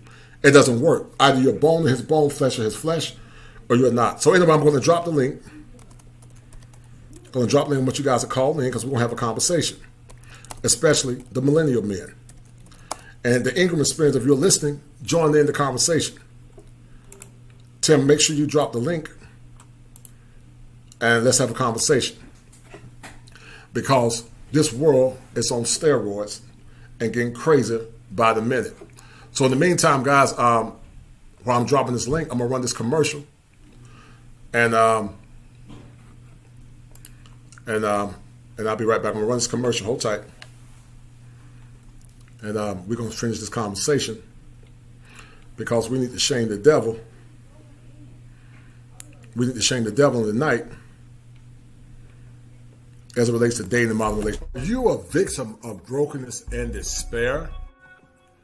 A broken man is a hopeless man, and a hopeless man is a very dangerous man. Many times, many of you young men that are listening come from homes that are very toxic and very dysfunctional. And because of that, many of you have deferred your power in many ways to the point it's led over into your social life and many times led over into your relationships. If you guys are dealing with mental health pathologies, conscious and unconscious, come see me at kosherclinician@gmail.com. That's kosherclinician@gmail.com. It's important that you deal with your mental health in order to be a better person for yourself, your loved ones, and also your community. But because mental health is often stigmatized, many of you often suffer in silence. Don't be a victim in silence. And see me once again at kosherclinician@gmail.com. And I need you guys to remember this. If it ain't 7, it ain't kosher. If it ain't kosher, it ain't right. There are 7 steps that a man must go through in order to become an optimized male. And male mental health is one of those elements that's paramount to the functioning of a man. Be well. All right, guys, so let's have a conversation. Let's have a conversation. Because you guys are beginning to see the faltering of families and relationships. You guys are beginning to see that most of these men that have hopium, or more or less had the HOPAMINE rush, are beginning to see that some of these 304s cannot be women of virtue. You got hope that you can turn a 304 into a traditional woman. And it's not happening. And a lot of men are beginning to see it. Men that have taken the bitter pill of red realize that once you take the pill, you'll always see the world for what it is. And many of you guys called it. They said that it was only a matter of time before Ayesha Curry begins to betray Steph Curry. And you're seeing that now, a man that makes millions of dollars, multi-million-dollar contract with the Golden State Warriors, now this woman wants to have an open relationship because the attention from her husband is never enough. Now, I get it. Someone said, well, he's cheating on his wife and all this. Well, listen, I don't know if she's cheating or not, but if you give a high-profile athlete, you know what you're getting into. So if you don't want to be cheated on by a high-profile athlete, don't marry him, because they're going to have women throwing themselves at you. I'm not saying what he's doing is right, but if you're a man of high-profile status, just don't get with those guys, you know. And I would say to the men that are high-profile, don't get married until your career is over. Don't get married until your playing days are over with, because you still can have a baby at 40 if you want a child. So the link has been dropped. Let's have a conversation. Let's have a conversation. What's wrong with this condition with Steph and Ayesha Curry? What's wrong with Ayesha and Steph Curry? Why are so many modern men becoming saboteurs of their own ignorance? Is Steph Curry an unconscious simp? Is Dwayne Wade an unconscious simp? Is Russell Wilson as an unconscious simp? And I would say yes. Because true masculine men, number one, don't allow their wives to gyrate their bodies before the world to see. True masculine men don't allow their women to go parading their breasts before the public. And true masculine men also, watch this, would never allow his wife to be in a liaison where other men are entering inside of her, because her body is her temple if she's a godly woman. But it's apparent that she's not a godly woman. And some people say, well, all Christians are not monolithic. No, that's a lie. All Christians should be monolithic as it relates to holiness and righteousness unto God. I'm not trying to act like I'm a virtue of God, because I'm not. I grew up in church, but I don't live it like I should. But I knew it was a time when the Bible said, follow peace with all men, for without holiness no man should see God. So all men should be holy unto God, and all men should be monolithic as it relates to righteousness and holiness. Because God said, I wish above all things that you make them one as we are one. And so it was the unification and the sanctification of the saints. So when people say, oh, Christians are not monolithic, they're not monolithic as it relates to culture. They might not be monolithic. But as it relates to holiness, they should all be monolithic. Because God has a divine mandate, which is holiness. And this woman is not an exemplar of holiness. She's an exemplar of the world, because God separates worldly Christians, quote unquote, from so-called godly Christians. Godly Christians are part of a remnant. But what you're seeing now, guys, is that regardless of what you do for all these critics like April Mason to say a woman needs to rest in her femininity, it's nothing you can do. Whatever you do for them, it's never enough. Shout out to my man Oso for the $5 super chat. He said, appreciate you, brother Coach Kalish, for not trusting this modern woman there to turn men into whoremongers. No doubt. Thank you, brother. And shout out to Tim Howe. Tim Howe said people act like celebrity wives aren't cheating with another man when their husband ends around. Yes, you're exactly right, brother. She just want to make sure now she can do it with permission. Definitely. Because see, watch this. Even if she's not having sex with him, if you're texting other men while you're married to your husband, that's a form of cheating. See, some say, well, I didn't have sex. No, you don't have to have sex with him in order to cheat, because if you're texting other men, that's a form of cheating. If you're having emotional affairs with other men, you're cheating on your husband. But they don't understand that. And that's why a lot of men don't want to get married. So guys, let's come in and let's have a conversation. Because I talked about it, and this is a dialogue, not a monologue. This has been a good conversation. And Dr. O said that, thank you, Ayesha is not a godly woman. You're correct, sis. She's not a godly woman. Because godly women don't expect to allow other men to enter inside of them. A woman's body to her husband is very sacred. Your womb is sacred.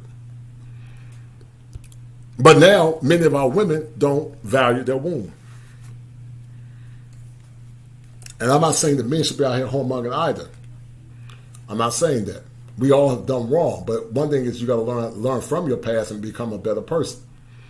We all have done wrong, including myself. So I'm not going to be out here and be a hypocrite. Because we all have done wrong at some point. But like antisocial socialite podcast says, she's right. It's emotional infidelity. You're right, sis. It's definitely emotional infidelity. And so, guys, it's never enough. It's never enough. You can give them a house on the hill. You can give them a new car. You can give them new furniture. It's never enough. Because a true godly woman is content with what she has. Ayesha Curry got more than what most women will ever have. Most women would love to be in Ayesha Curry's position, and she would love to be in the spot behind, not in the spotlight, but in the backdrop supporting her man because she's his cheerleader. Because look what Steph Curry is giving Ayesha Curry. But see, because of entitlement, because of simps and white knights, that's why these women don't, more or less, respect anything. They don't respect anything because so many simps don't demand anything. If every man said that you will have to meet my standards and meet a certain condition, our women would change. And the same for the women. But see, most modern men don't have any standards because they never saw true power and true masculinity because they weren't raised by true men. They didn't have a tradition of elders that held them accountable. A woman like Ayesha Curry in other cultures would be deemed to be a woman for the streets, but also a woman that's not, what's the word for it, a wholesome woman. But now she's parading her body. She wants to be on TV showing her body. She wants to more or less show the world her assets. And basically what she's doing is embarrassing her husband, no different than Dale Curry's wife, Sonya Curry. So, it's never enough. It's never enough. And I don't blame the men that have checked out. I don't blame them for checking out because you can never get anything in return. You can't get what you got from the past. And like Cool Gent says, like Hollywood women are never a good example. That's true. But watch this, Cool Gent, you're right. A lot of the Hollywood women are really just a reflection of the greater and the broader society. There are a lot of women that think like this woman. They have not more or less just come into fruition and done it, but it's a lot of women that think like her. So I'm going to ask you guys a question to the millennials, Zennials, and the Gen Xers. Are you victims of that HOPAMINE rush? Are you victims of the HOPAMINE rush? Because we're going to talk about the rise and the fall of Ayesha Curry. We're going to talk about relationship capitalism. We're going to talk about relationship inflation. Because what you're seeing now is relationship inflation, where a man can never give enough for his woman. He can never give enough. He can never do enough. He gives her his best, and it's never enough. Are some of you men victims of relationships where what you've given is never enough? Did you guys see this coming? So join the link. Let's have a conversation. Let's have a conversation because I want to hear some of you millennial men. My man Tim Howard has dropped the link. Golden Child 325 says almost like she's competing with him. You're right, brother. She is competing with him. If it wasn't for Steph Curry, she would have no name and just another pretty face. Right. Just another pretty face. But it's never enough. To the point now, she wants to have sex with other men because it's never enough. And Steph Curry could have went abroad. He could have went to Thailand.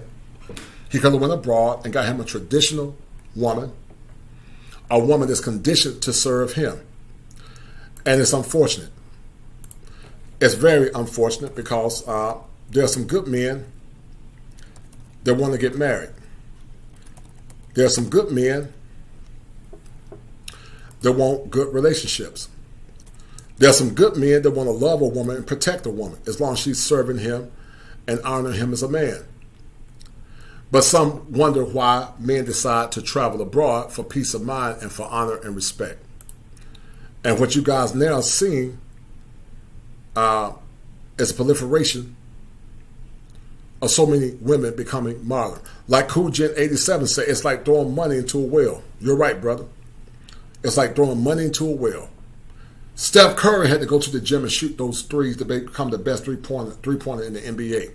Steph Curry had to go to the gym every night to get his game up. Steph Curry had to do it. All right, Casual Observer, how you doing, brother? What's going on? No good. How you doing today, brother?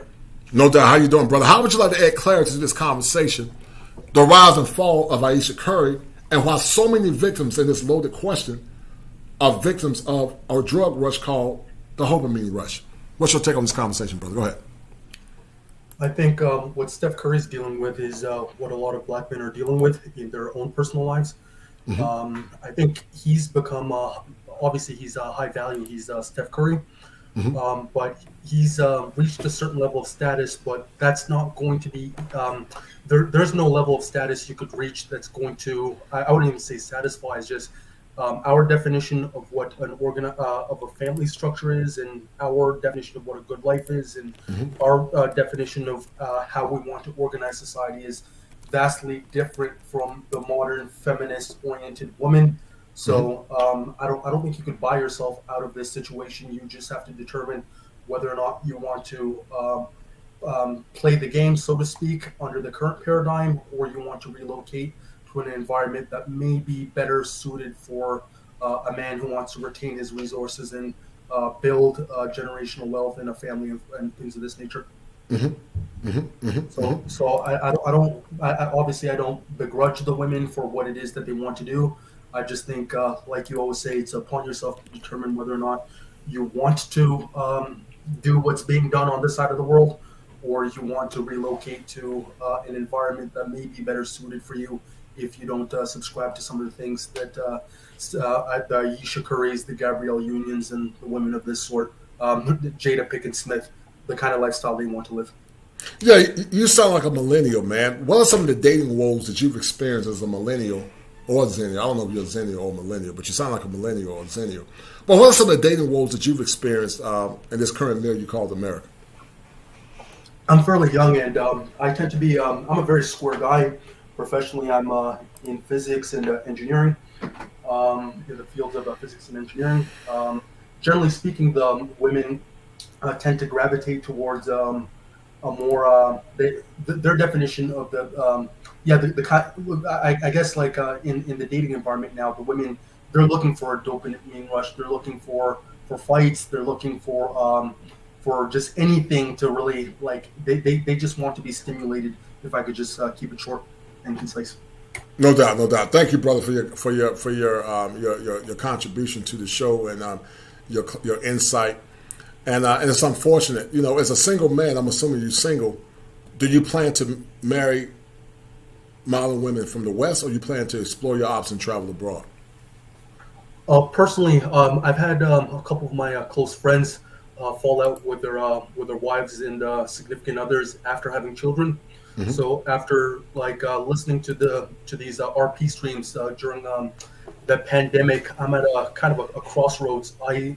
I've always seen the SYSBM thing in other countries as somewhat impractical and difficult, but I think more and more it is imperative that if you do want to pursue a more traditional type of lifestyle, there's no way you could do it here. The society is just too far gone at this point. So I'm just at a point where I'm coming to terms. No doubt. I agree with you 100%. Thank you, Casual Observer, and also your contributions. Thank you for coming up. I appreciate the work that you're doing. It's my desire that God bless you with the woman of your heart and your dreams at some point in your young life in this cesspool called America. So thank you, brother. But the one thing I don't want to happen to y'all young men is for you guys to have a HOPAMINE rush, which in essence can cause you to become psychotic, which in essence can cause you to hurt someone else and your others because you're still on the drug-induced psychosis of love. Because most modern love will put you in a drug-induced psychosis to the point that you can end up hurting yourself and others based on this illusion. So thank you, sir, for your contribution to the show. Thank you, sir. Thanks a lot. Bye. All right, thank you. All right, G Money. What's up, brother? How you doing? And how would you like to add to the conversation, brother? How you doing, sir? Hi, good afternoon, Kosher Collision. How you doing? I'm doing good, brother. How you doing, sir? Glad to speak to you again. No doubt, no doubt. Yeah. So I just have a quick question because I'm not too familiar with this situation. Was it a mutual agreement that they have this open marriage, or it was her idea? Because I heard about this a week ago, and I'm not sure if it's a mutual agreement or. Well, listen. We know that where there's smoke, there's fire. And it probably was a mutual agreement after she put pressure on him. I'm going to speculate. It probably was a mutual agreement after she put pressure on him because she was saying in the past, G Money, that she didn't like the fact that he was getting all the attention. She wasn't getting any attention. So at one point, she was upset because he was getting attention. She wasn't getting the attention. But many men weren't reaching out to Ayesha Curry because they respect Steph Curry. But I'm going to suggest that it's perhaps that for the sake of not getting a divorce, she wanted to have an open relationship. I don't think that man just agreed to it, but I think he just more or less under pressure succumbed to her whim, and it's going to end up biting him in the behind because she's going to have a lot more penis and he's going to get vagina. Trust that if she really wanted it. So I'm gonna say two things. One, what's the point of even being married at this point if that's Right. the case? Exactly. They should get a divorce and just get it over with. I totally agree. 'Cause I'm kind of tired of seeing these sort of stories in the media, particularly with the celebrities. And secondly, if a guy like Steph Curry is having this sort of issues with his wife, imagine the issues of a regular person, Of a regular person, right. a regular black man. Mm-hmm. You know, imagine if Steph Curry's having this sort of issues with his wife. You know, a regular black man is going through something worse within the country, within this country. Mm-hmm. So it's just insane. At this point, we just gotta fall back and see what happens. I'm hoping that he just separates from her and gets a divorce. A man of his stature shouldn't be dealing with this sort of public disrespect. You know? I totally agree, man. I'm going to run a clip in a minute if I don't get nobody else to pop on, showing men what a man like Steph Curry could get. Women from other countries would die to be with a man like Steph Curry. He's not an ugly guy. He's 6'3". You know, he comes from dad is a good man. But like I said, it's never enough. It's never enough. You know, you got a multimillionaire, and it's never enough. And this is the issue that a lot of men are dealing with. How you doing, Cool Gent? How you doing, brother? I miss you, sir. How you doing, brother Kosher? How you doing? How you doing? How you doing, Cool Gent? What's the word, dog? How you doing, sir? Yeah. So I didn't really get a chance to hear recently about this Ayesha Curry situation, but the last thing I heard about was that, like you said, she was twerking or something like that on social media at the time, a few years ago, I believe, back. But you know what now? What I'm starting to see as these so-called housewife celebrity women, they starting these trends, they're twerking again on social media, and they dishonoring their so-called husbands, though, man. Right. And a lot of these guys are not putting none of these women in check, though, man. You know what I'm saying? We see the Sierra situation, though, what she's done, and I'm like, what's going on? You know? I mean, this is like a disgrace, man. I mean, who goes around doing that? You dishonor your husband and stuff, and nobody's really calling it out. Well, we don't have a community anymore, man. We don't have a community of strong black men anymore. We don't have a community of men holding their women accountable. And because our men are not holding their women accountable, you begin to get the outcomes that you're seeing now. Like I said, in other countries, men of other ethnic origins would never tolerate a Sierra. They would never tolerate Ayesha Curry. Ayesha Curry is an average woman in other Latin countries. She's very average. She would basically be unknown in other average. You take Ayesha Curry and send her to Puerto Rico, to countries in Colombia, also in Brazil, also in some African countries as well, like North Africa, some of the fine West African women. Ayesha Curry would be a nobody. But see, Steph Curry deferred his power because he could have gotten better. And maybe one could argue that Steph Curry was not as rich when he got with Ayesha Curry. But like I said, it's never enough. Let me read what this young lady is saying. She said that it sounds like that she's craving for his attention from the start. Seth was taking a photo with a beautiful woman. He looked like he was not losing his sleep with the beautiful woman. Well, listen, that's a fair point. But the point about a craving for attention, some men give their wives attention. It's still never enough because they have so much with social media. And I would say to Ayesha Curry, she should have never married a baller. She should have got with an average guy. What's your guys' take on that to the women that says that he's dealing with these other women? Should you say that she should have just married the average guy? Because she knew what she was getting into when she got with an NBA player. What's your guys' take on that? Yeah. Well, go ahead, G. Yeah, I totally agree. These women know what they're getting into when they marry, an athlete or any sort of celebrity. They're gonna be the center of attention. Women are gonna be throwing themselves at them. So, it's kind of hard to sympathize at that point. You know what you're getting into. Even at a non-celebrity level, if you attended college, for example, right? And you're a frat guy, or on a basketball team, you're gonna have a lot of women throwing themselves at you in those sort of situations. So anyone that chooses to deal with you, well, they're gonna have to deal with the fact that you're gonna have a whole bunch of options. So Right. you can't really sympathize at that point. And some understand that this guy's gonna be having his pick of the litter of women, but they want that status, they want that Right. that lifestyle, they want that wealth that comes with it. So Right. that's kind of a trade off. But It's a trade-off, right? yeah, at the end of the day, they're gonna eventually get tired of it, and but we as people kind of looking from the outside in, we shouldn't sympathize with it because they know what they're getting into. No, I totally agree. Cool, Jim, what's your take on this whole situation with her? The young lady said that, she sounded like she was craving for attention. Seth was taking a photo with a beautiful woman. He looked like he was not losing any sleep with that beautiful woman. What's your take on that?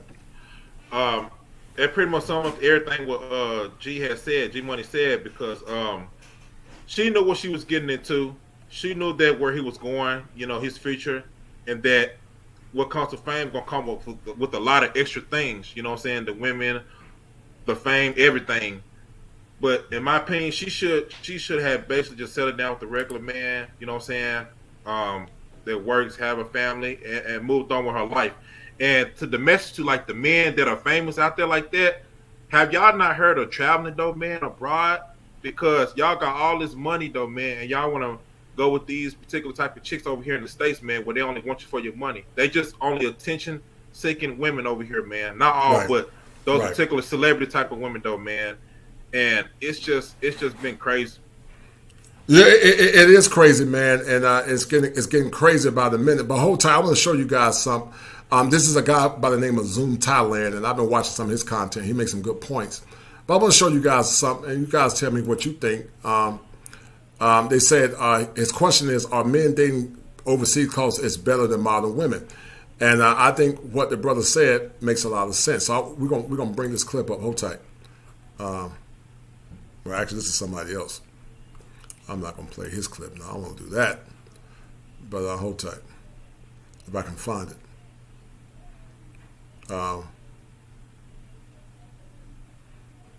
So this is what Willie D said. He's talking about Zoom Thailand. And so I don't know how he's going to respond to it. But shout out to Willie D. And I'm going to pull this link up, guys, and let you guys give me your points on this. Hold tight. Let me click on the link. But this is what a lot of guys are doing. They begin to travel abroad because they feel like they can get better outcomes dealing with women from other countries. Right?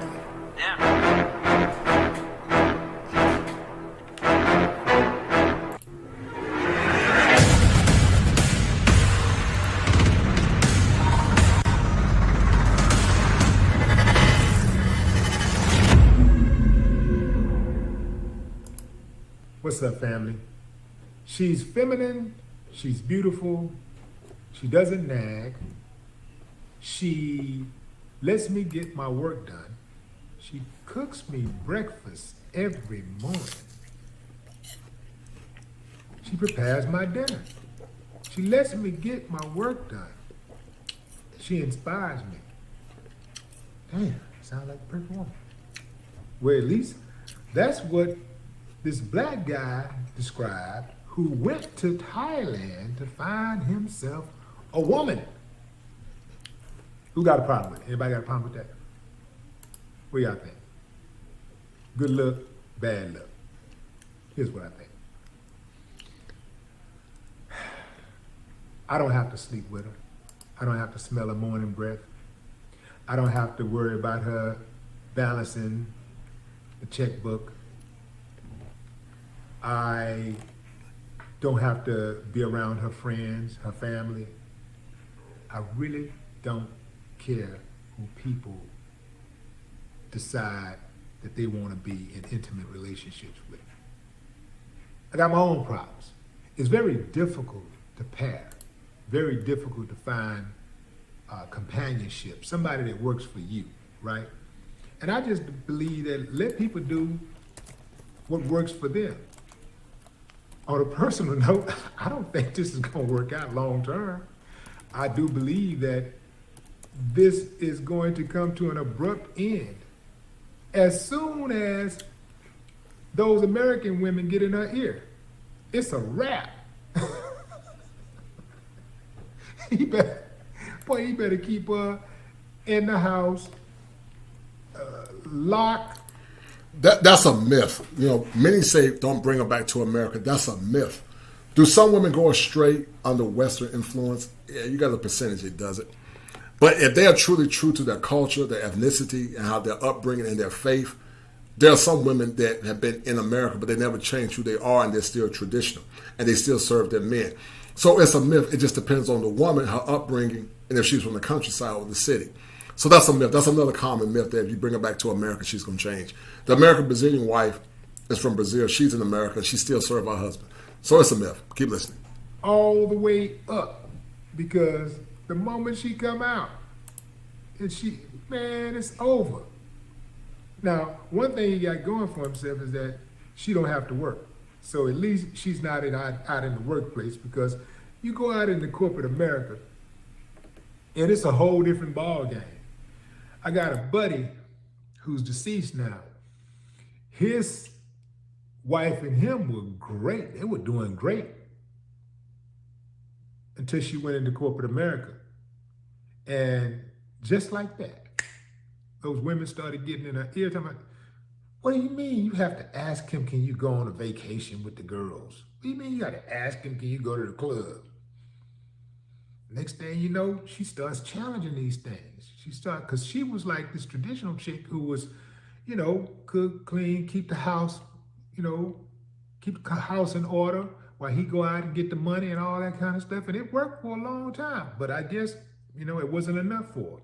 So, you know, she started switching it up and stopped, you know, consulting with him about certain things and all of this. And hey, man, next thing you know, Splitsville.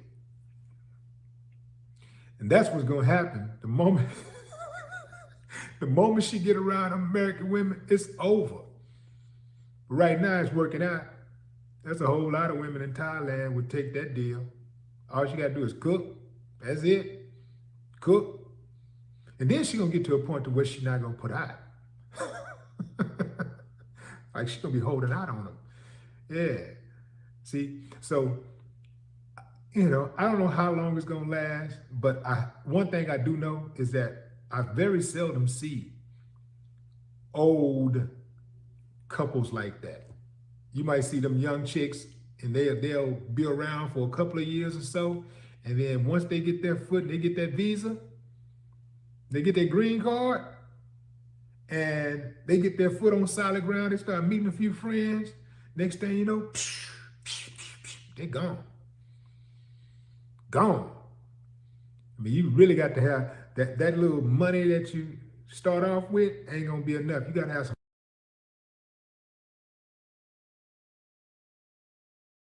He once again is telling a half truth. He's assuming that every woman from a foreign country, once she get to America, she's gonna leave or turn about face. One, it depends on the man, if he's a very masculine man. I would say if the man is a simp, got low self-esteem, don't know how to conduct himself, I think the probability is higher. But for a strong masculine man that she's really attracted to, you don't have to worry about that. All human beings can be complicit to go astray.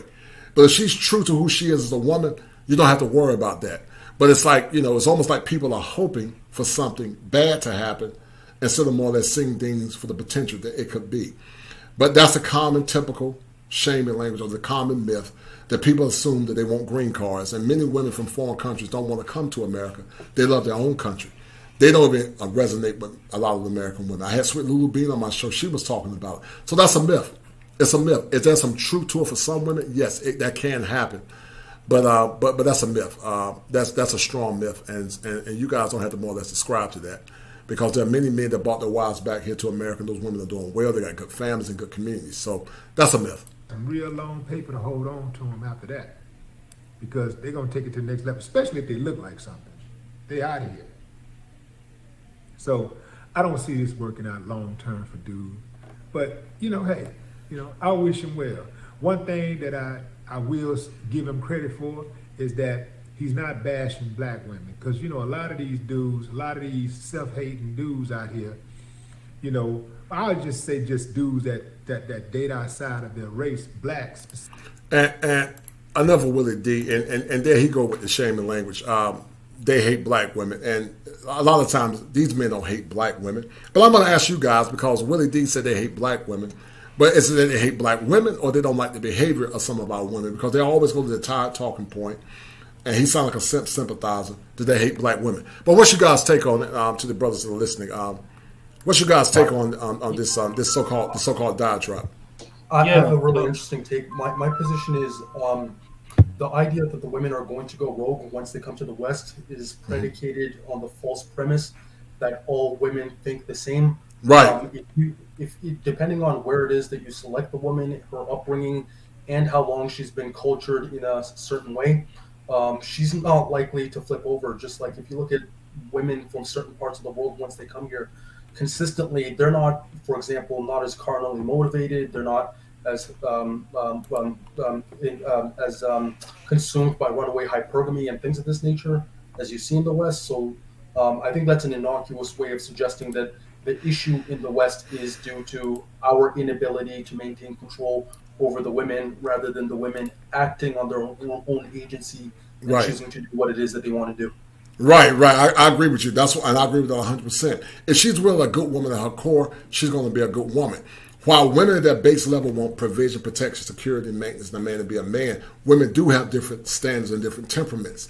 They're universal as it relates to the basic level of sub-needs, but they're not all the same as it relates to the intangibles like temperament, tendencies and all of that. So it's a myth, and this is another attempt, because he sounds like he's been indoctrinated by liberal mindset to think that when black men speak out, that they hate black women.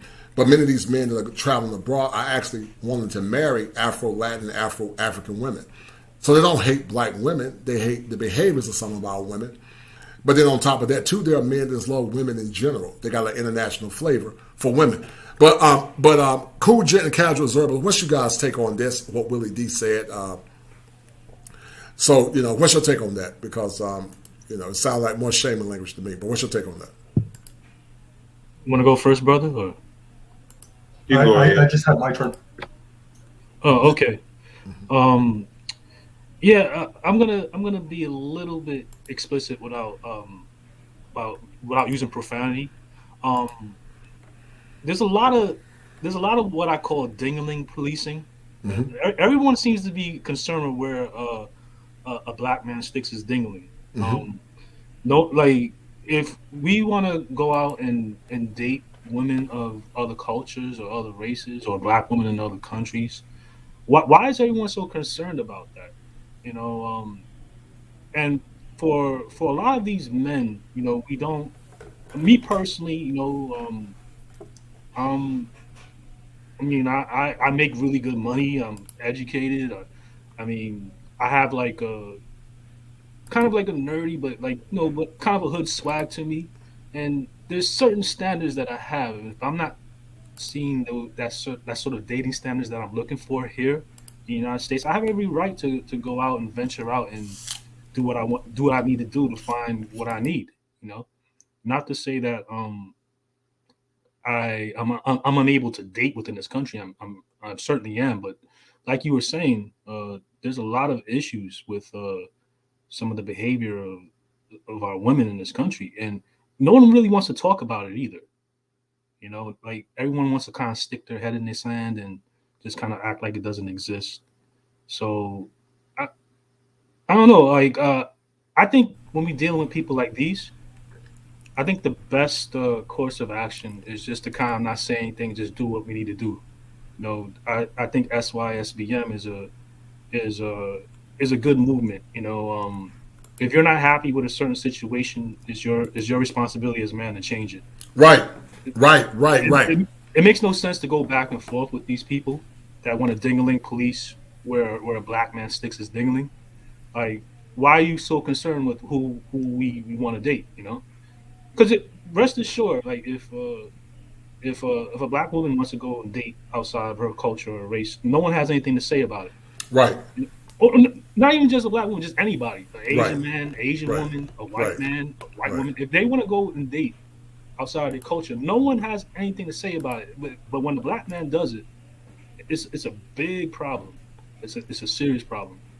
So, And it's unfortunate because black men and all men should have the right to live their lives on their own terms without having to answer to anyone. You are men, so if you want to date whoever you want to date, that's your prerogative. But it appears, guys, that some of our women, not all, shout out to the good women, not all of our sisters, but some just don't want to compete. They want the benefits of being with a traditional man without competing for the relationship. And what a lot of guys are saying that it's enough, it's enough. Many men are waking up, man. Brothers are waking up. They're beginning to love themselves. They're beginning to travel. They're beginning to do what's best for themselves. They don't care what the simps say. They don't care what the white knights say. They don't care what none of them saying. They're living their lives on their own terms, unapologetically. Cool Gent, what's your take on this, brother? And I'm going to drop this video real quick. What's your take on it, brother? Yes. You know, I said something like the other day. I made a clip of video. I said, to the millennial men and the Gen Z men coming up, go where you're celebrated. Don't ever, never, ever, ever settle for less for anybody, because you have some of the way older men, you know what I'm saying, older women, like from baby boomer generation, telling us, like, you need to stay and deal with this. No, you don't have to stay and deal with this. You know what I'm saying? You have your own choices to make in life. You got a right to be happy like anybody else out here, though. Right. And in this country right now, the 2021 going on to 2022 right now, it's like this culture here, well, this country here, don't want us to be happy. I see it all around me. It's like they're trying to starve us out of companionship. You know what I'm saying? Like, it's like genocide to a certain extent. You know what I'm saying? Not have families, but they're pushing all these other agendas and stuff. No, I totally agree with you, man. And it's unfortunate. It's unfortunate. You know, that's why we have these conversations, and that's why it's incumbent for so many of our women to listen, because, like I said before in the past, many men want good traditional women, but they feel like it's never enough. You got men making 6 figures and they still not treated as great men. And I tell people all the time, if she's been imprinted by bad men, you can make $1 million a year. It's not going to ever be enough because she's already been imprinted. And so let me ask you guys a question. Casual observer, you want to ask a question, I'm going to let you speak. But what did you want to add to the conversation? You asked a question, but you wanted to add something to it. So go ahead, brother. I just want to point out that on my previous job, on my team, there are about 10 of us, 10 engineers. And of those 10 engineers, 7 of the white men were married to Asian women, right? So to the other gentleman's point about only black men being policed, that didn't stand out at all, and that didn't raise the alarms in the same way that black men dating out or mating out carries a stigma. Yeah. It's almost like that. You know, black men can't live their lives on their own terms, and it's unfortunate, man. You know, because I'm an advocate for black men doing what's best for them. If they find a woman that can help them meet their outcomes, that can help them become the man of their dreams, I don't have a problem with it. I don't have a problem if a woman want to do it, because you have a lot of women that, you know, call themselves swirlers and they're divesting and they don't respect. They say abort all black boys, you know, but we don't talk about that. But if a man want to date abroad or date women from other countries, I don't have a problem with it. He's a grown man. He should have a right to live his life on his own terms. Reality XM, brother, how would you like to add clarity to this conversation?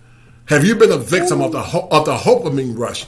Because the HOPAMINE rush, Reality XM, Casual Observer, Cool Gent, and G Money, is a presupposition that a man is going to get a feminine, traditional woman after he have, once again, listen to this, built wealth, and she's going to serve him. But I don't believe that's the case. I believe you can do all of that, but if that woman is used to men that give her tingles, give her body a certain tingles, because so many women have done so much for guys that had way less thugs and bums They'll give their best to thugs and bums. They don't have to do nowhere near as much as she's expecting you to do. But what's your take on this whole thing about the HOPAMINE rush, warning about women like Ayesha Curry and Modern Women 101? What's your take on that, bro? Well, I'd say enter Adam and Eve. And right. This is what I mean. Mm-hmm. He did everything, right? He tended to the garden, and she showed up, and she still gave in to the snake in the apple. Right. That's an excellent point. Right. She had paradise.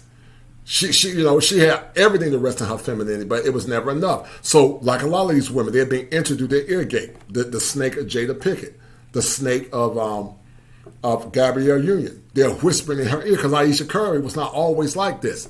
Ayesha Curry was a wholesome woman. Do you remember when everybody was looking up to Ayesha Curry? Do you remember that? Oh yeah, I remember that. Right. Yeah, I remember that. Like, and it's funny because I know a lot of brothers grown up. I know I was one of them. You grow up and you think about the woman of your dreams, and for me, a lot of times that envision was like a chick like a Ayesha Curry. I mean, no cap. I understand, but now times have changed. You fast forward, that kind of gets a little bit more gray now. What that woman of your dreams is like. But to be honest, I believe the woman of our dreams is still pure, but it's battling what reality has to offer. And when you say battling what reality has to offer, what do you mean by that? You feel like the pickings are slim. The pickings are slim. And I agree. I agree. To the 6 guys on the panel that are listening, I think every man has always had that dream of finding a wholesome woman that he could trust, a woman that's going to help him build his program, a woman that got his back. But it feels like, guys, that your good is never good enough. I think my man, I can't think of his name, from back in the 70s. I think it was Jeffrey Osborne. He said, I gave you my best, but my best was never good enough. And it's like, whatever you give is never enough. You can never give her enough. And that's not good for a man's mental health. That's why I started the Manhood Chronicles and the Kosher Clinician, because what you guys are seeing is the rise of not only narcissism, but also delusional personalities. Some of these women are full of delusion, and they have what's called a satanic ego, because they feel like the way that they're thinking is normal. See, a satanic ego makes you think what you're having is what you're supposed to have. But a dystonic ego, like say if you're having hallucinations or you're feeling depressed, you don't like feeling the way you feel in your ego. But so many women in modern times have what's called a satanic ego. And it's never enough. You can't tell them the truth. If you tell them the truth, you hate black women and your mama's black. And so what it's done is caused a lot of men to feel like they don't have a voice. To the 6 guys that are listening, do you feel like you don't have a voice many times when you speak and talk about your story, your pain? To the 6 guys that are listening. Starting with Rayology XM. Go ahead, brother. Oh, yeah. I mean, a lot of them just have the lack of empathy. And I've talked about this before in regards to, at my channel, I talk about female nature. And one of the aspects of it is her lack of empathy. So a lot of times she just cannot relate to your struggles at all, not because of her being equal to you, but she's never actually known that, she's never had examples of this. She probably didn't have a father like that. She could have probably had a father that did everything and expected for her to be a little princess. So she wasn't willing to do anything to support that man. Like, she didn't even have a mother that she could look up to give her an example of, this is how you support the man in your life that's, he's serious about what he does and he needs you to have his back like that. So without saying any more, I'll just say that I definitely can relate. And it's a cold feeling when you can't even talk to her about nothing. And then she wants to get mad if you talk about it or wants to talk about it with somebody else. Like, it's just a cold feeling. It's hard to explain. Like, and all she wants you around for is some sex, some money, but you literally can't even talk to her. She'll bring on that you're not doing enough, or you're not meeting the standards, or you this, or she'll get on some end of probably being competitive by saying, do you have enough money saved up? I've been saving my money. I could show you my banking account. Then it becomes an argument, and you just like, yo, I was just actually just trying to talk to you about stuff I got going on inside, and you making it now just this slander campaign, man. It's just crazy. Then you have a hard time trying to hang up on her. She'll hang up on you anyway, though, before you even think about it. What would the other guys like to add to this conversation about relationships? Is it Steph Curry's fault? But in context, do you feel like you can never talk about what you're dealing with? Do you feel like it's never enough when it comes down to relationships? Are you victims of that HOPAMINE rush? What's your take on the Ace? I see you popped in. Give me a point of view, Ace. So, I mean, I want to completely hold Steph Curry accountable, but you have to understand in the environment that we're growing up in now. Because remember, women now are using all the sign language, the shame, and everything like that. Because it's like if a man voices out his opinion of what he knows is right, he's going to automatically be shamed for it. So it's like maybe he had these concerns, maybe didn't want to have an open relationship. But the fact that the media, the fact that you have, like all these modern feminists that are controlling, our thought process and everything like that. We talked about, the whole gynocentric thing. If a man, allows his woman to go out with, or if he doesn't allow his woman to go out with different men, oh, well, he's insecure, or he's not, in his masculinity. So, that's something that we're dealing with now. Have you been a victim of that HOPAMINE rush? Have you been a victim of what I call HOPAMINE? Because HOPAMINE is tied to dopamine, and dopamine is the feelings you get when you're in love. But also HOPAMINE is tied to trying to turn what you guys call a 304 into a traditional woman. Have you been a victim of HOPAMINE? Yes, definitely. And not just, it's not just trying to turn a 304, but like, you know how you have some guys that think, okay, well, if I just do this nice stuff for this girl, if I buy her, remember what we were told, like back then, like, 10 years plus ago, what, like maybe by our grandparents, our parents, like whenever a girl would not be interested in us or she would get mad at us, they're like, oh, we'll just buy her some flowers, tell her you love her, show her affection or whatever, and then that should kind of help her out.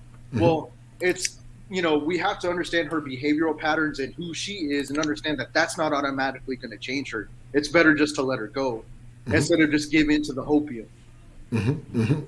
Right. And it's the same thing with dealing with the 304. If her nature, she's already developed a behavioral pattern to try and, latch on to different men or use a man for his resources or whatever, or that she's for the streets, then let her do that. Don't sit here and actually just, enable her behavior. No matter how much she tries to shame you or use, cry or use manipulation tactics in order to lure her in, don't let it hurt you. Don't let it affect you. And you know what's the most emasculating thing? And to the women that are listening, I want you to hear from these six brothers because, I didn't put these brothers to come up here. They came on their own free will. Men struggle with a woman doing things from her past in general. But can you imagine the mother of your kids allowing men to enter her, put their seed inside of her while you provide and supposed to provide for her, protect her, and defend her? As a man, can any of you men handle the fact of different men entering your wife, so-called wife, as a man? It's painful. I personally It's real painful. Right. Well, I don't think I can deal with that. Say it again. Can't deal with that. You can't deal with it, right? Right. No man could deal with it. You got a man that's taking care of his wife, but yet she want to go out. I mean, he married her for the sake of exclusivity. That's why he put her in a nice home, gave her a car, and all this other good stuff. That was the whole part of it. But at the same time, now she's saying that after you've done all this for me, now I'm going to give my body to other men while you still provide for me and my children. Is that not crazy? It's Boy, It is crazy. it's definitely crazy. Well, it kind of shows you what society kind of thinks of black men. That we're just supposed to kind of just tolerate this sort of disrespect.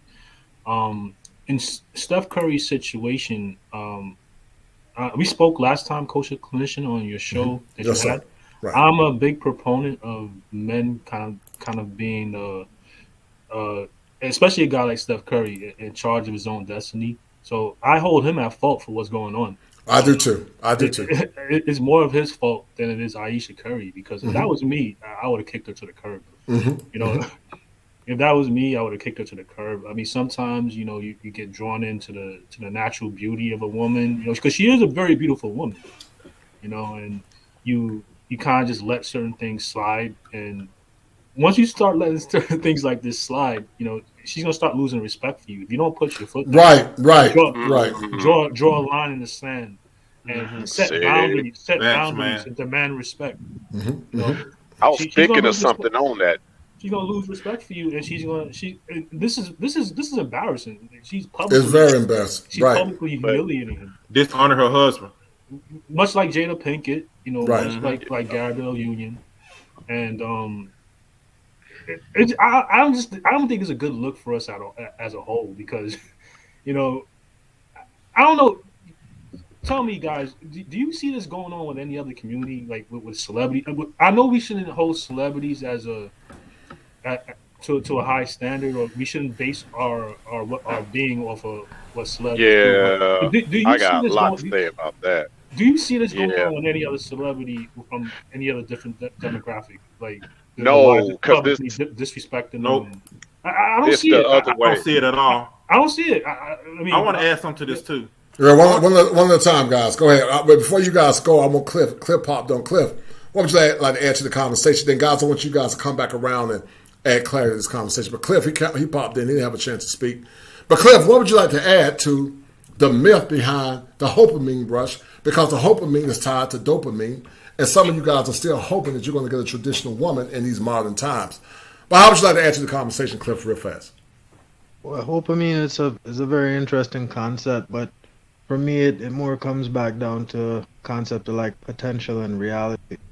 So you meet a woman, like in my case, it's very personal. I met this girl. She was a very nice person. We seemed to have a lot in common and whatever. And we were messing around for a little bit. I wasn't really seeing nobody else, right? So I decided, yeah, we were getting a little bit serious, whatnot. We slowly moved in together, and she got pregnant after a couple months.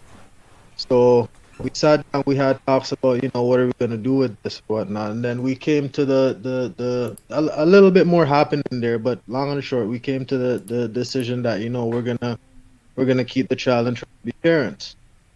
So in us making that agreement together, pretty much, I kind of adjusted myself to more family.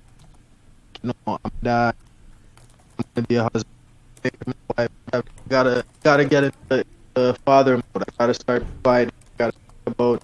Breaking up, bro. Yeah, you're breaking up, Cliff.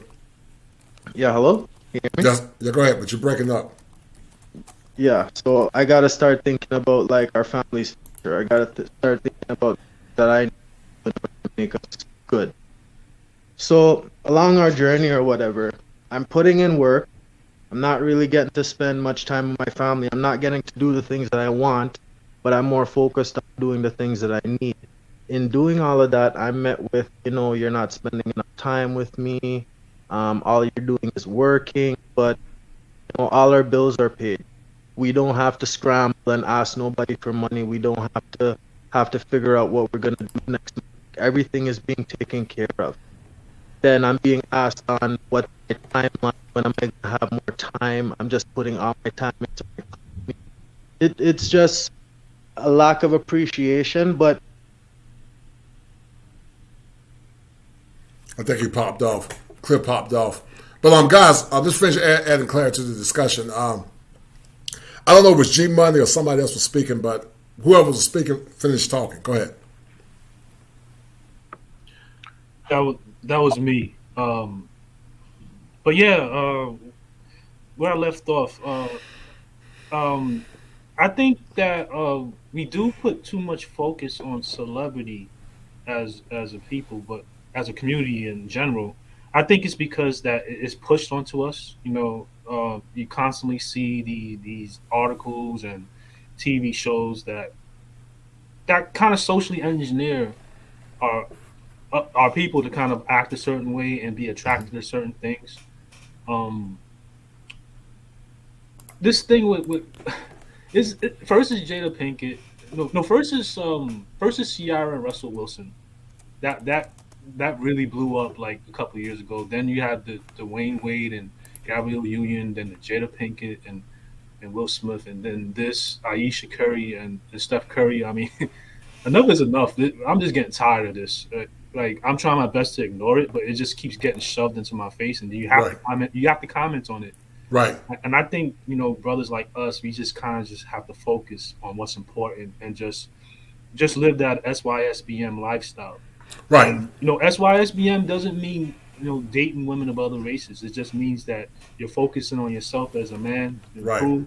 You're looking for a woman that respects you and that's loyal to you. Doesn't have to be an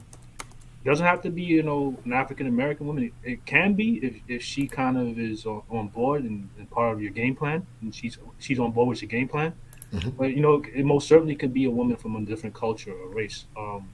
I think we should go where we're celebrated, not tolerated, and to hell with the simps and these liberal-minded people that think that we should just deal with the trash that's in front of us. We have a right to do what we need to do to be happy. And I think we shouldn't respond to people that want to hate too much. We should just kind of just vote with our feet and just do what is best for us. I think the less we talk to them, respond to those people, the better off we are. Oh, no, I totally agree. I think it's a man's right to do what's best for him. He doesn't have to answer to anyone. He lives his life to do what's best for him. He does things on his own purview and also on his own convictions. So I agree with you 100%. If a man deems it necessary to do what he needs to do to get the outcomes that he wants, I say go for it, man. I agree with that 100%. No man should be telling a grown man how to live his life because, see, guys, in other cultures, the women don't tell men how to be men. Men do what's best for them because they're men, and men take the biggest risk. So I think men should be very unapologetic in doing what's best for them. If you find that your wife from another country, then you go. You go where this woman's going to love you and honor you, especially if she's been raised in a strong patriarchal country where the women honor and respect the men. So I agree with you 100%. But also G-Money, I don't know if it's G-Money or someone else, you guys were talking before Cliff popped off. But Cliff is back on. But what else do you guys want to add to the conversation real quick? Then I'm going to bring Cliff back on to add clarity. So real quick, I just want to recommend men read about the female mating strategy, strategic pluralism theory, and also read about hypergamy. So what men need to focus on first is, of course, you want to build your affluence, focus on yourself. But when it comes to dealing with selecting a wife, make sure that you fit the alpha seed first before you become the provider. I agree with that. Because too many situations, right, is where we see the woman say, like, especially when she hits around 30 and hits the epiphany phase or whatever, I'm done with all those bad boys. I'm ready to get right with God and settle down, and giving her womb to all those men in, her early 20s. Well, now she thinks that, hey, I'm ready to find a good man and settle down, and he may not be the most physically attractive guy, but yet he's got enough resources and everything to provide for her. And yet, she'll get into the marriage with this guy and settle down, but she's not sexually satisfied, and she's still, pandering for the guys of her past. Right. And you got to look at our society today, just like the other brother said about like TV shows and certain things out there. So women were first, they first watched like Sex and the City, where, it kind of gave women that message, hey, you can go out there and be with different men and not suffer the psychological repercussions for it. Same thing with Cosmopolitan magazine. And even the writer of Cosmopolitan magazine kind of wrote that, she lied about all this stuff. And right. She did to women. Now you have a show come out like Sex Life on Netflix, which is pretty much going to encourage women. Because, if you see the woman the way she was in that show, she had the guy that was like the bad boy that she slept with in her younger years, and she was very promiscuous. And then she ended up marrying the good guy, but then she's going to go cheat back with that guy of her past. And it just seems like now she's kind of going back to cheating. And they're like, I don't know, towards the end of the show, they were talking about like, humans not, being able to be monogamous and things like that. So it's like, this is going to sit here and push that agenda that a woman can have multiple partners, even though she's married. And that's we need to keep our women away from, so that's kind of something else that's poisoning their mind. Right. They are poisoning their minds, man. And you made a very good point. I talked about, guys, to the 29% of men that are virgins. There are 29% of men that are virgins. Some will say, oh, they're virgins because they're socially awkward. That's a myth. Are some socially awkward? Yes. But there's a percentage also that are just good guys that are invisible to most women because most women want the top 10, 15, 20% of men. What's your guys' take on that? And if those guys are virgins, should they not get women that are virgins just like them? I would say yes, because you made a good point. I agree with you 100%. If you get a woman that's had a lot of fun with different men, if she's been imprinted, these guys gave her toe curling orgasms, and it might not be anything wrong with you. You might be an average guy, but now her body and mind is used to a certain type of man. But she's going to use you for resources. So I agree with you 100%. You got to come in being dominant, but to the men that are virgins. Most men are very territorial over their women. What should those men do, guys? The 29% that are virgins.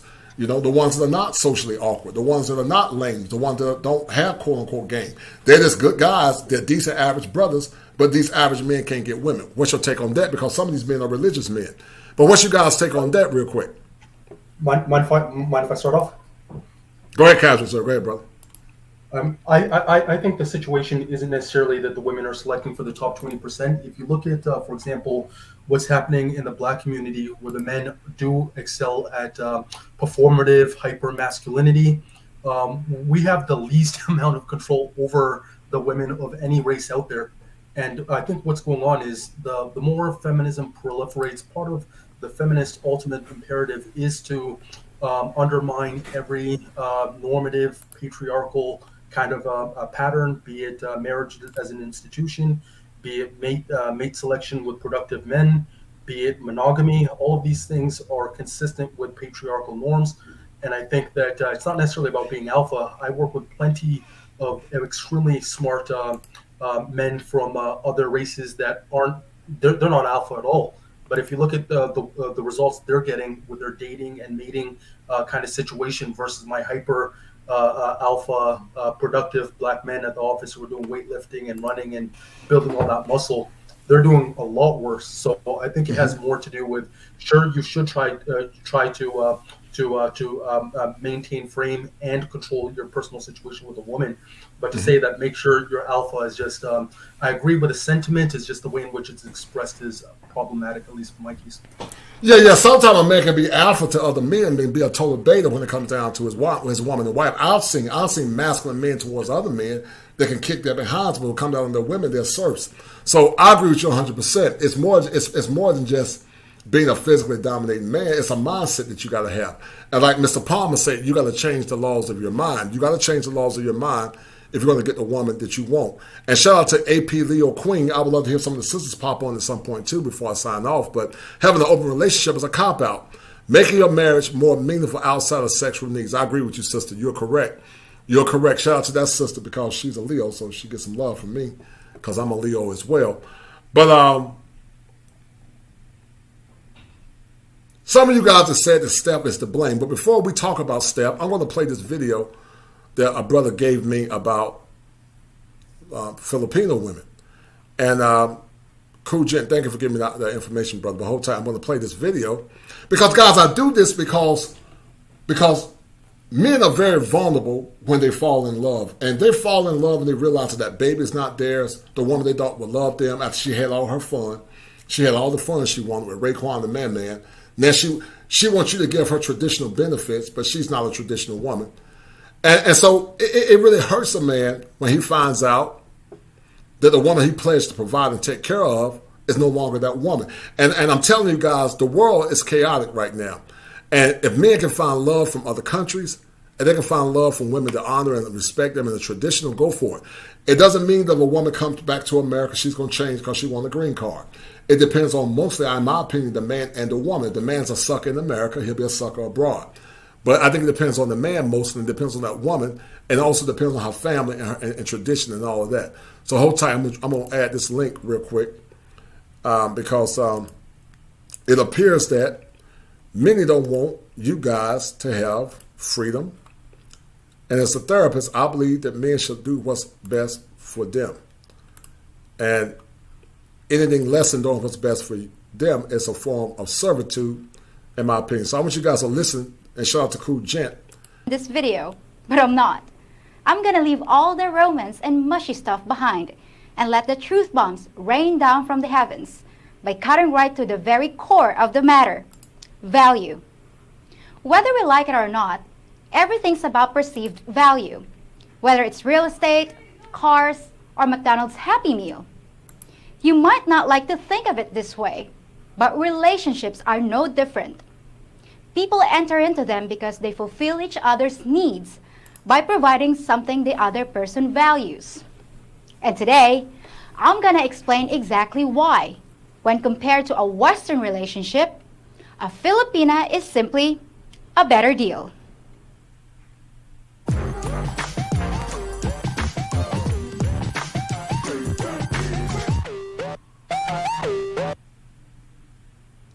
Before I get going, I'd like to ask one little thing of you folks. If you enjoy my content and want to help my channel grow, how about hitting that thumbs up button right below the screen and that subscribe button and bell icon too.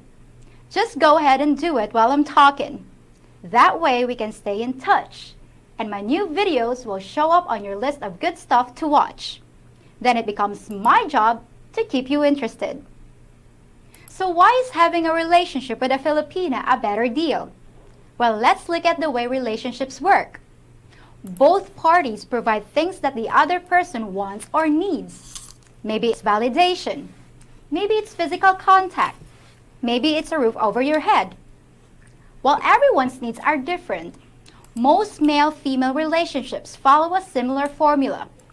A man values companionship and access to sex, and a woman values companionship and the security of resources. You can spin it any way you want to, but this is just a basic truth. It's neither good nor bad. But why is it like that? Because when something is overly abundant, it loses value. If every grain of sand on the beach became a diamond, then diamonds would quickly take the place of the gravel used to pave your driveway. They would become almost worthless. For a woman, sex is like sand. It's so available that its value decreases. We know we can get it anywhere, anytime, and although we enjoy it too, it's not something we're gonna make life decisions based around because it's so easy to get. Right, and that goes back to what I was telling you guys earlier.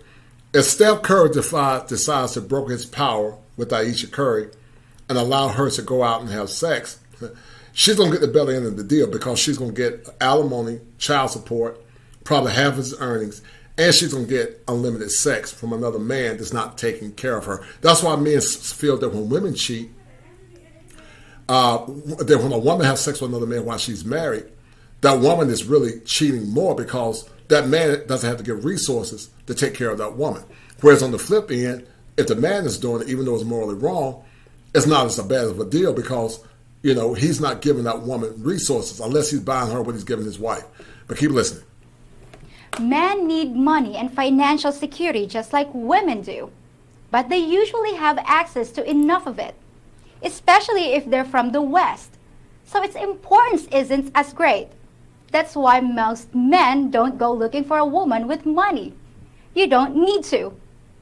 The place where men's and women's needs overlap is in the middle, with what I labeled companionship.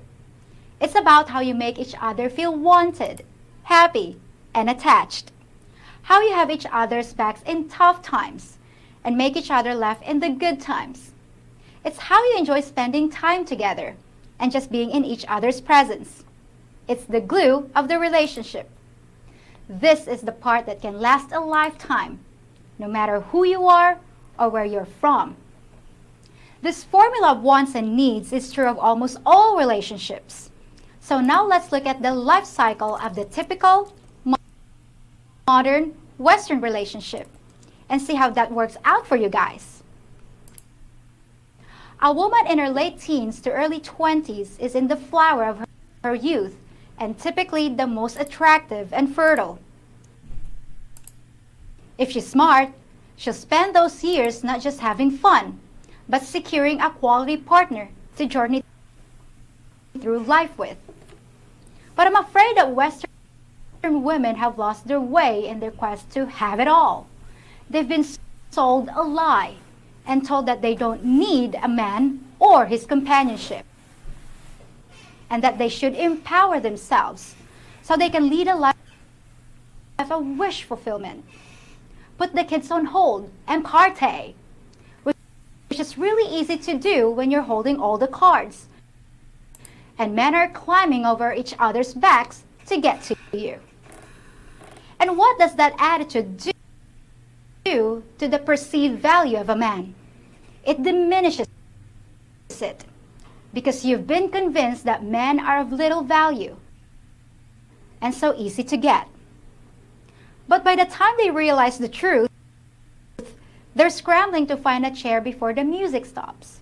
And even if they find a good man who wants them, they somehow feel they had to settle by settling down. Once married, maybe with a few kids, the relationship might finally be in equilibrium. The woman is happy to be with a man that provides for the family, makes her feel safe, and they enjoy each other's company for a few years. But later on, when a woman's sexual desire winds down and she's just not as into it anymore, the older guys who've been married know what I mean. A Western woman whose life was permeated with feminist overtones might wake up one morning, see her dirty socks on the bed again, and decide that she really doesn't need or want a man anymore. She's accumulated enough wealth, either yours or what she's earned herself, and the quality of your companionship just isn't enough to keep her happy. And guess what? In her eyes, your perceived value decreases again. And if you think that a verbal promise of "till death do us part" and a piece of paper will save you, good luck with that. You lose more than half of your stuff and end up older and alone, with nothing but the realization that the flower of your youth was spent chasing something that was never really. And Filipina P is right. That's what I was talking about, that HOPAMINE rush. That HOPAMINE rush is what men get based on the illusion of love, which in essence causes a psychotic rage. And she's right. The woman said it herself. She said what I've always said. Once you get used to being with so many different men, then you're just an average guy by the time you get with her. If she's used to men that's blown her back out, made her feel some kind of way, having all kinds of orgasms, when you get with her, you're just an average guy. And if you're a virgin, you never had a woman, then you're dealing with the mental imprints from her past, because many of these women still think about their exes. They don't tell you, but they still think about them. And also with social media, if she want to get in contact with that ex, she can do it behind your back. That's why it's best for men that have high standards, don't have children, to travel abroad or deal with women that they feel like meet their standards and meet their outcomes. If she's been through liberal schools and been indoctrinated, you're not going to get her to conform and respect you as a man, because she's going to always be in a victim state. Keep listening. Yours in the first place. Like some of you guys say, she was never yours. It was just your turn. You still have plenty of value, but not so much to the women of the West. But now for the good news. Take the same life cycle of a relationship and map it onto the reality here in this country. From the beginning, Filipinos instinctively know that our youth is fleeting. We have no misconceptions about that. And we're all about finding a good man while we can, amidst heavy competition. All Filipinas know that every day, a new crop of thousands of eager young women have their 18th birthday and join the hunt for a man to spend their lives with. And there just aren't enough good men to go around in my country. Add to this situation the fact that Filipinos aren't as sensitive to the issue of age. We really can find older men attractive, and we don't just pair with them out of desperation. That's something a lot of you Western guys just don't believe, don't trust, and don't understand because it's so alien to you. But I assure you, it's a real thing here, just as it was in your country not so long ago. According to Quora.com, Western marriages at the turn of the 20th century were recommended to have a 10-year age gap for a healthy relationship. Why? Because an older man had a couple years to get a head start on his career and his wealth accumulation, and a younger woman had a few extra years of youth and beauty in the tank. Things were more naturally in sync. So why is it so hard for you to believe that this type of May-December mindset still exists here? Men and women who marry at the same age are often evolutionarily mismatched. The life cycle of the relationship is out of sync, and we end up wanting different things at different times. But if you have a gap of a decade or even two, things fall back into alignment for both of you. That doesn't happen much anymore in the West, where the average age gap is only 2 to 3 years. But that's a fairly recent change in your culture. And yet, to listen to some of you, you think it's always been that way. At any disparity in ages must be the result of greedy, desperate women and dirty old men. Well, as they say, the proof is in the pudding. So how's your system working out for you in the West?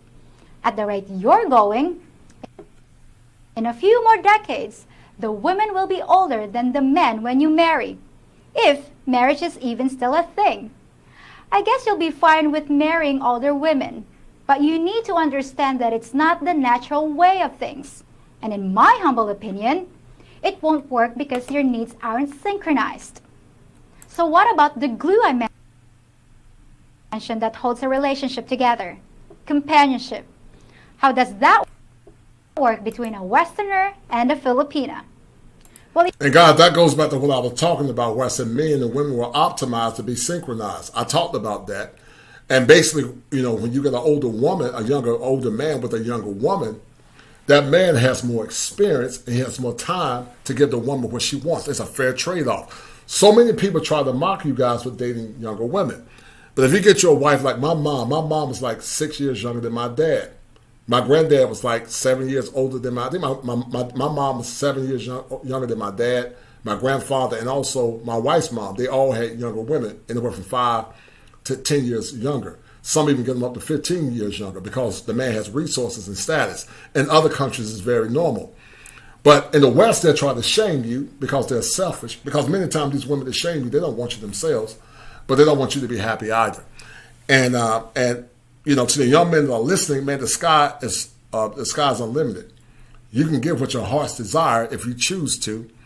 And these women from other countries know the importance of getting a good man at a younger age, because at some point that beauty is going to fade.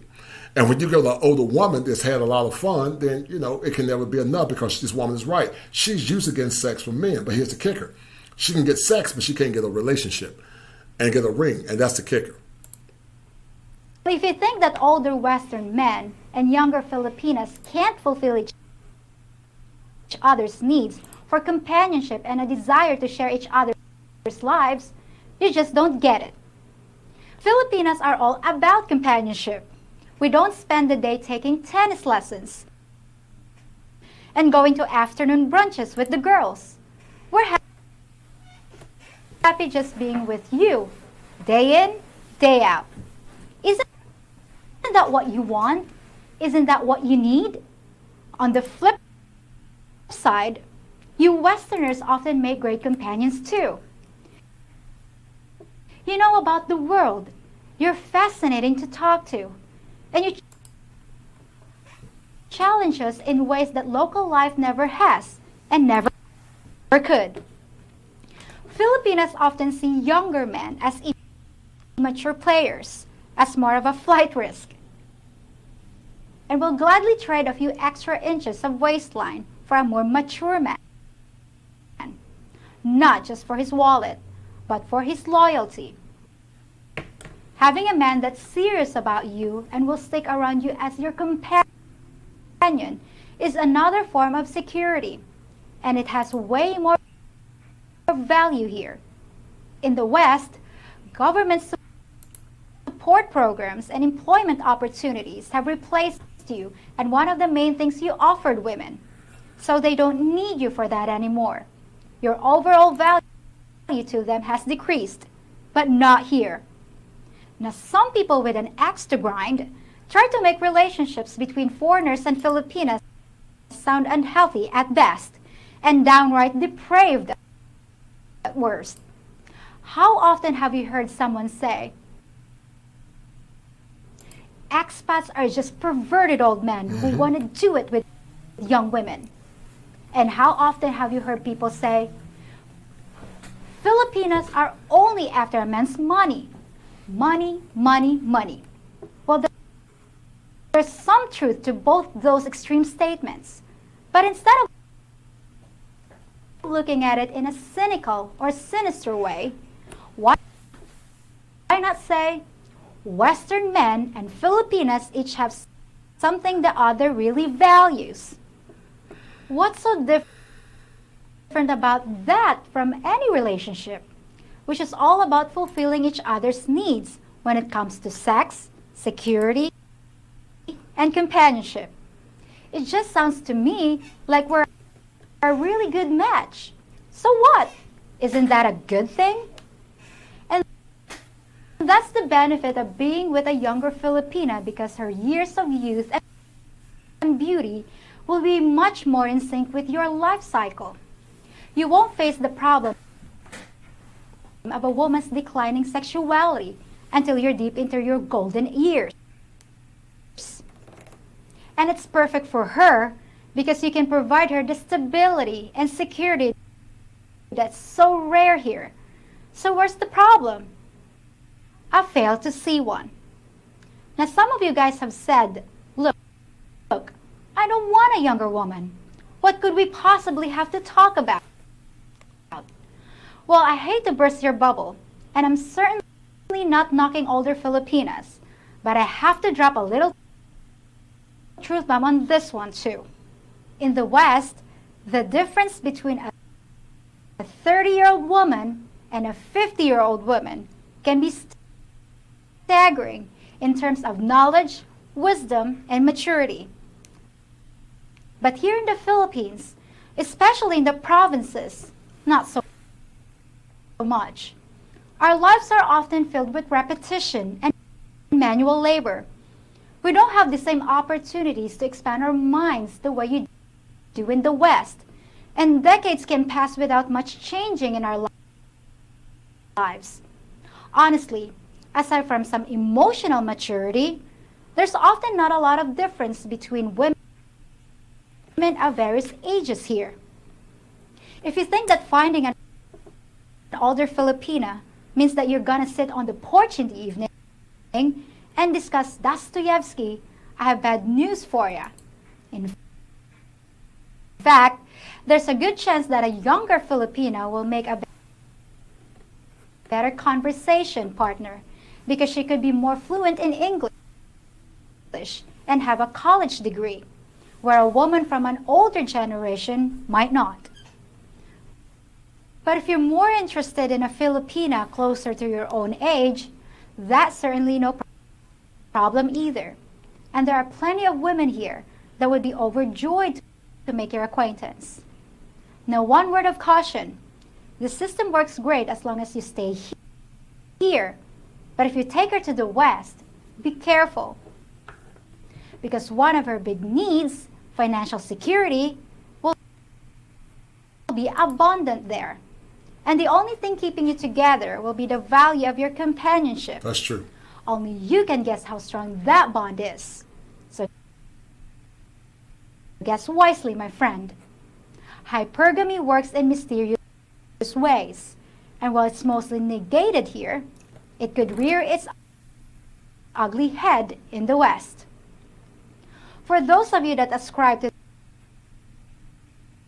the rent don't buy theory of relationships, the things I've said today are true of cohabitation situations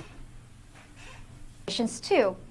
But the level of commitment you offer your Filipina can determine the level of commitment you'll get in return.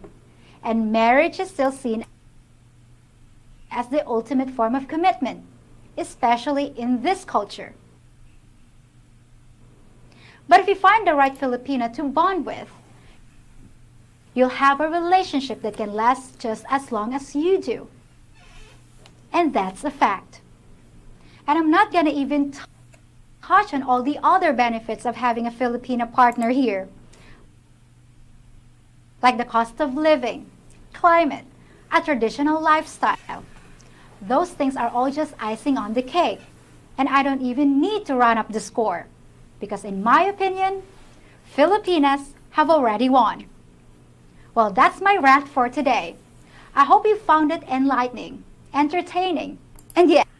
All right, guys, enough of that. I just wanted to add clarity, but let me stop sharing this link, and let's bring the guys back on, and we're going to end this stream in a minute. But I wanted to talk about it because one of the brothers gave it to me, and I wanted to share it with the guys. So as I said earlier, it just depends on the woman. Can it be a risk? In theory, it can, depending on the woman, if you bring it back to the States, in theory. But it's not always 100%. You just have to properly vet and make sure you get a woman that comes from a very strong culture where she respects the men. But mostly you have to be a very strong man and be true to yourself as well. But guys, I think Cliff popped off, but you guys appear to be millennials and zennials. Is that fair to say? Yeah, millennial. Millennial. Yeah, millennials and zennials. And what would you guys say is the biggest issue starting with G Money that you're struggling with as it relates to modern women? And do you have any hope that things are going to get better? Real quick. With me, I don't necessarily have issues dating women within this country. Like we all agree upon, I just don't like the behavior and the culture. I don't think it's healthy for raising, just for building a nuclear family, and it's just not. It's not going to push us forward. I think that with us, my issue is like we just stated throughout the show, just the toxic feminism and the fact that women kind of just can go out and just kind of ride the carousel, then just pick a good man off a tree, and then right, deal with the issues, the multiple baby daddies and all the trash that comes with it. Right. And the thing is, you just have to set standards. Just growing up, I'm a millennial. Just growing up, I've never seen it this bad. Right. Neither have I, man. I've never seen it this bad. It's like they're almost kind of push us into a corner where they're trying to force us to accept things like being a stepfather to some other man's children, right? Take care of other men's children, right? Other men's families. You gotta draw a line in the sand. That's why I say that a lot of this is men's fault. Oh, I totally agree. It's definitely men's fault. If you're going to accept such a low standard, and mind you, when you listen to some of these women and some of the standards that they have, I don't know if you guys are familiar with Pink Book Lessons. Yeah. I know Pink Book. Her and I have spoken in private. I know. I don't mean to promote her channel on your. Oh no, you're fine. Pink Book and I have spoken in private, and I've used her content for one show, so you're fine. I don't have a problem with that. She's probably one of the best female YouTubers out here within this space, and she constantly does like reaction videos to this woman in Chicago named Kendra G. You just see some of the women that come on there, some of the standards that they set. Some of these, I think the last show that she did, one of the women had like 3 different baby daddies, and she's talking about she don't want anybody with baby mama drama, right? Right. They have standards that they don't even meet, but they expect you to meet a different standard. Right. Right. And I think the main problem is that not enough men are speaking up against it. and saying that enough is enough. I'm not going to take you with your 3 baby daddies. You need to go back to one of your baby daddies. Right. Well, I think the men that love themselves and listen to this kind of content are beginning to speak out. That's why I need for you guys to share the content. To the 44 that are watching, I need you guys to share it. Because as a licensed therapist, when men are broken mentally, they're the dangers to themselves. And as women get imprinted through sex and having another man's seed, men get imprinted through their heart. And that is what caused that HOPAMINE rush and that HOPAMINE effect that they're going to continue to get the love that they got from their mom when she was nurturing him. Most men want a woman that's a nurturer and a woman that's loyal. Loyalty and respect are the 2 biggest virtues that men need, because if a woman is loyal, when she does not feel like being loyal, then that man knows that woman's a true ride or die. And so it's unfortunate, man, but you're right. I blame the men. I blame Steph Curry. I blame Dwayne Wade. I blame the men because they don't have any standards. They won't put their foot down. And that's why a lot of these women are doing what they're doing. Real quick, Cool Gent, what would you like to add to the discussion real quick? We all saw this coming. Did you see this coming with Steph Curry and Ayesha Curry, brother? Yeah, pretty much though, man. I mean, here in this culture, I mean, everything, a lot of the younger, ladies coming up are looking at these particular women though. Like, these are their idols today. Mm-hmm. You know what I'm saying? They fall into this false facade though, man. Like, this how the modern woman is. This how it's supposed to be. And as long as they continuously follow that path though, man, like, relationships are going to continuously be like inflated, man, day by day by day. And it just seems like there's less hope for the future. Mm-hmm. Mm-hmm. That's what we get. And something, I want to add on to something what this brother said too next week. With the show with the Kendra D, the lady that had like two children by different 2 baby daddies, but she never had a relationship with either one of the fathers though. So they just made you question, like, how could you give somebody your body to have children with them, but you never had a relationship with them? That doesn't make any sense. Well, it doesn't make sense, but you understand. Well, you'll be surprised. There's a lot of like one night stands going on, and women kind of just going to the club and getting picked up by a guy, and a lot of that goes on. Mm-hmm. And you just don't hear about it too much, or it's just kind of like an unkept secret. But yeah, or a lot of it is like short-term flings, and they decide to keep the baby. It's just a lot of garbage that goes on, and no one's really calling it out. It's just like hardworking men like ourselves are kind of just asked to come in and kind of clean up the mess, and we just gotta put our foot down and be like, no, I'm not doing it. Right. Who cares what anyone says? Because you'll get shamed. You get shamed, and you'll be accused of bashing or anything. I don't understand how it's bashing. Right. Go ahead, brother.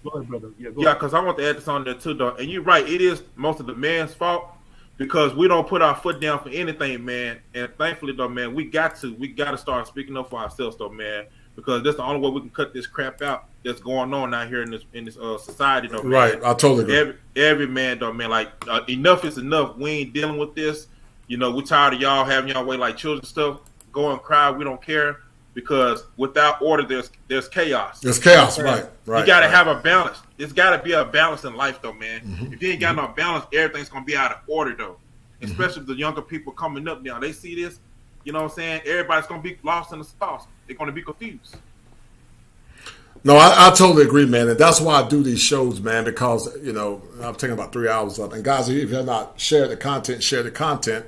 If you have not donate to the channel. Thank you, High Def, for the $10 super chat, brother. Thank you. And thank you guys for everything you guys have done this year. I got some more exciting content coming up. I'm trying to grow this channel. I want to get it to 10,000 subs by the end of the year of next year. That's my goal. But only you guys that have been faithful and loyal can help me grow this channel and grow this brand, but also help me empower our men, but mostly empower black men. Because even though my heart goes out to all men, I have a special place in my heart for black men because black men are struggling and suffering in silence. And shout out to Lizzie Pants. She said, Coach is my new favorite podcast. No doubt, says much love and respect. I appreciate that. So I got the Ingram experience real quick. So the Ingram experience, you're hearing this conversation, and we're talking about hopium, or also that HOPAMINE rush. And HOPAMINE, Ingram experience, basically means the hope that many of our women will continue to be like the women of the past. It's that hope. And that hope, Ingram, is tied to that dopamine rush where we first fell in love. But now we're seeing the condition, Ingram, with, Steph Curry, where it's been alleged that she wants an open relationship while he still provides and protect her. What's your take on that? And is that not the definition of insanity in your opinion? Whew. It's insanity. Not only that, it's just something about the social programming in this country, man. You talk a lot about the unconscious simp. And I think this is just the level of mediocrity that men in this country have been reduced to. Here's a guy that can have a wife. In any other country, this man's a king. He can have a wife for every day of the week, every day of the year. Exactly. That will honor and respect him. But the problem with marrying these modern women in America, are you going to get this type of nonsense, especially obviously the government empowerment helps facilitate this, and especially living in a state like California. Obviously, Steph Curry does not know his value as a man. Otherwise, he would not even tolerate this type of nonsense from any type of women. I mean, this is absolute ridiculous. I think it's absolute simp behavior. This is absolute nonsense. And it is nonsense because, once again, she's getting the better of the deal. She's going to get some fresh penis. She's going to get half of what he got. And then also, she's going to expect him to still be loyal to her. And it's crazy, man, the struggles that my heart goes out to these millennial men. Ingram, you're not older guys, you're not eldest. But my heart goes out to these younger men, Ingram, with the BS they got to put up with. I actually don't have to put up with it, because if every man that's listening raised his standards and said, like the men of old, because men of old had standards. I always tell people, Ingram, that men are the arbiters of chivalry. Patriarchy made chivalry. So if men say, okay, you can't have kids by multiple men, you got to be a virgin, you can't be overweight, then women going to do one or two things. Either they're going to step up or they're going to remain single. And I get it that most men probably will still have sex with them. But I say if those women want to get a marriage. What's your take on that real quick? Well, that's the biggest problem you have right now. The problem is we have so many simps that have been conditioned by being raised in this gynocracy. A lot of these guys coming from these single parent homes. A lot of these white knights in shining armor.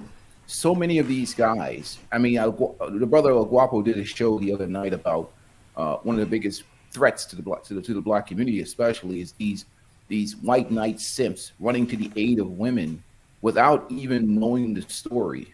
Whatever their motive is, whether they trying to score points with this lady or whether they just pure simps without an explanation. The biggest issue we have is that so many men have been conditioned to be simps in this country. Right. I don't know how you repair this. Obviously, we have to do it one man at a time, because, like I said, even on my channel, I always talk about raising the price on good men, raising the value on good men, raising the expectation, because some men will do anything just to get laid. And that's the fundamental problem that you have. That's why you have the guys in the DM, the guys lining up, the guys motivating and encouraging these 304s. And it's all about men empowering themselves. But this type of nonsense that you see happening right now is just the result of just so many years of social programming, so many years of selling men garbage. Right.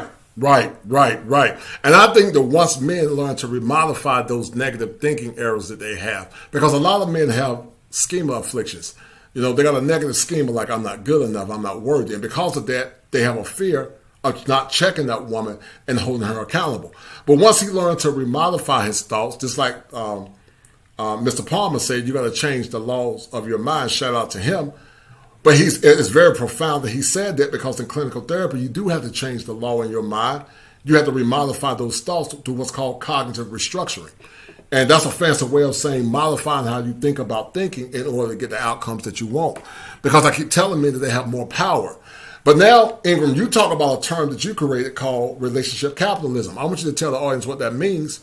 And then also, I parroted that by talking about relationship inflation, because it appears that in most relationships now the market is very high as it relates to inflation. But what does relationship capitalism means as it relates to male empowerment? Real fast.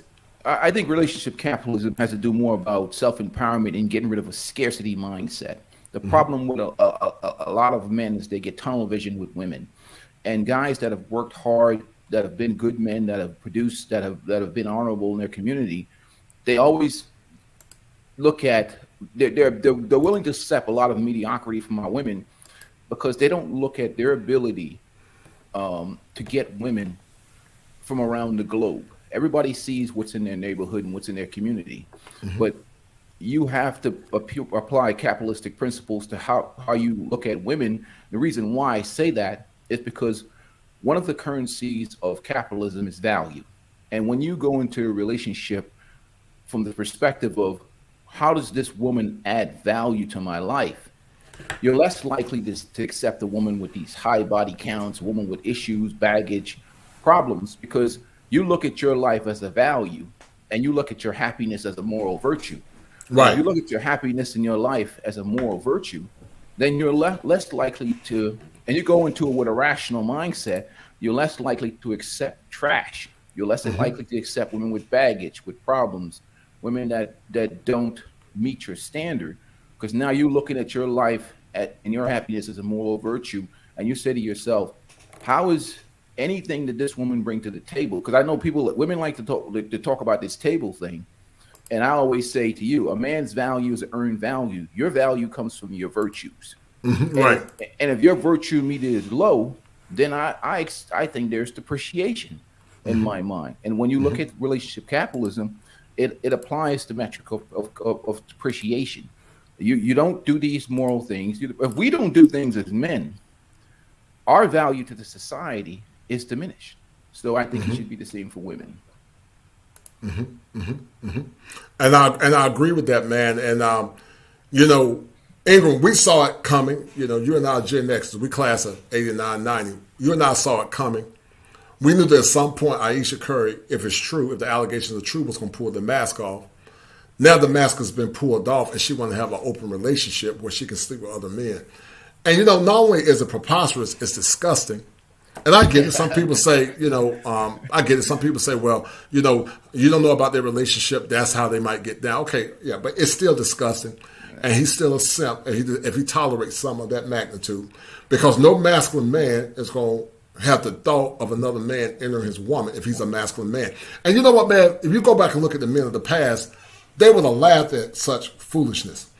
But some of these young men in this generation, the Zennials, and sadly some of the millennials, but also some of the Gen Xers, they don't have no standards. And I get it. He's probably scared that he's going to lose a half of everything. But if you allow his woman to sleep with other men, she's going to be lost anyway. It's not going to ever be enough. He allowed her to wear, she talked about attention. That wasn't enough. He allowed her to go wear a bikini suit. That wasn't enough. Now she wants sex with other men. It's never enough.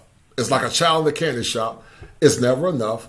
And instead of him leading her and guiding her like a man should be doing, he's going to allow himself to be a saboteur of his own ignorance. And Steph Curry is definitely an unconscious simp, just like Dwayne Wade, and just like, I can't think of his name. Will Smith. Russell Wilson. Yeah, Will Smith and Russell Wilson. Because Russell Wilson said that he was a man of God. But the gospel said that men professing godliness, the women wives professing godliness should dress in modest apparel. There was a time that Sierra was trying to be a modest woman, but now all of a sudden she's taking her clothes off and twerking. And so some women said, well, she was doing that before she met him, but that's not the point. If she's a godly woman now, she's a godly woman that got children, be on stage twerking and, gyrating her butt for the world to see. Because, like I said, she's very sexy. And I'm sure some men had some lotion looking at Sierra, even though most will probably marry her, but I'm sure somebody had some lotion. And it's unfortunate that we got to deal with these kind of scenarios, that a man cannot even get a wholesome woman, to the point, Ingram, that a lot of men saying they don't see the benefit of a man getting married. Is there any benefit for men getting married in these modern times, in your opinion? I don't see any benefit to a man getting married to a modern woman, because even when you look at the situation where you examine women like Ayesha Curry, these women, themselves. Like her, they think. See, Alicia Curry thinks she's better than Steph Curry. Right. Still think she's better. Right. And that's the problem we have with a lot of issues, especially in the black community, is that you have average women think that they're better than the average man, average hardworking Irish man. Right. Even a woman with 30, 40, 50 bodies and 2 kids in tow still thinks that she's better than an average hardworking guy who's a plumber who has no kids and he has all this value to himself. She still thinks she's better because that's the way how the culture has conditioned men. And that's the biggest issue you have is that we have to raise the price on men and lower the price on 304s. I mean, that's just the way it is. And I think the part of the issue is men coming together in this community and having these types of conversation about their value. A guy that's average, hardworking guy is a very valuable man. You just got to look at the world as his dating pool and not just what's in his backyard, and resist the social. Because you listen to these guys in these communities, they'll tell any hardworking type guy to go wife up some single mom or go do some ridiculous stuff like that. It is part of the negative social conditioning that you do with men in this country, and that has to stop. You know. Right. Now, unless she's a good woman and that's what he wants, and he feels that woman that might got 1 kid or one child or whatever, maybe 2 at the max, and she's a good woman and she had those kids by her husband and he died or something maybe. Yeah. But a man that don't have any kids, never had kids, you know, because I'm gonna tell you something. Women in the past knew that they had children, Ingram, that was a stigma. They knew that they got a decent man, that they were happy. But you got chicks now that got 5 kids by 5 different men, big as whales. But they talking about they want a top tier man. But these are the same women that say no, don't fat shame. They shame men that are fat. They shame men that are short. They shame men that got small penises. They shame the men. And so that's why I tell men they got to have standards, rule out the nonsense. But shout out to Lizzie Pants for the $5 super chat. She said, I left my job to tend to my home, husband, and children. I listen to this content to give my children a fighting chance. This world is crazy. And you're right, it is crazy. And it's getting crazier by the minute because, as Frederick Douglass said, the power never conceded to anything without a struggle. It never have, and it never will.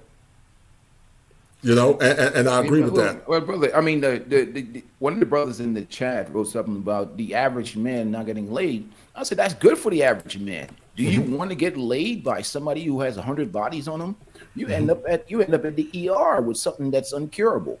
They're better off in the basement. I mean, I'm saying that I don't promote these types of antisocial behavior, but if you out here and you smashing some of these 304s, you can get some incurable illness. I don't encourage that activity at all. I'd rather them be celibate, to be honest with you, than to be in these toxic situations, because inevitably that's going to ruin their life.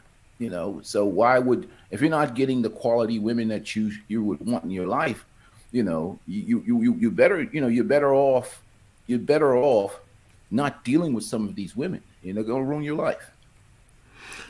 Yeah, and it's unfortunate, man. It's also so unfortunate too that so many men have given their power away because they don't demand anything and their self-esteem is so low. They don't demand anything. They have very low self-esteem, and it's unfortunate. And that's why I do these shows, to empower these young men to start loving themselves and to start getting the outcomes that they want. We may not change the culture overnight, but I think we will continue to change. We can take it one step at a time with making radical change for a lot of our men, because it's unfortunate with this Ayesha Curry fiasco. It's very unfortunate. And she was one of the last women that I thought would have more or less succumbed to this type of hedonism and also this debauchery. What do you guys, real quick, in less than 2 minutes, I'm about to sign off because I have to go. But starting with G Monday, what do you think about Mr. Ingram's point on relationship capitalism? Real quick, in less than 2 minutes. Yeah, I completely agree with Brother Ingram. Men kind of need to raise. I agree with his point of raising the value on themselves if they're a man of status and value. Someone like Steph Curry should never be in the situation he's in. He's a simp. Oh, he's definitely a simp. He's a simp. He's a simp. King of simps. One of the greatest basketball players or 3-point shooters of all time. You would think Right. he'd have more respect for himself. Right. I'm not sure what Michael Jordan's situation was with his wife, but yeah, they don't really talk about it. But you see how he moved. He took the L. He divorced his wife. She took half of his money, and he went and married some pretty young thing real quick, and he's happy. He's happy. Up. Right. Right.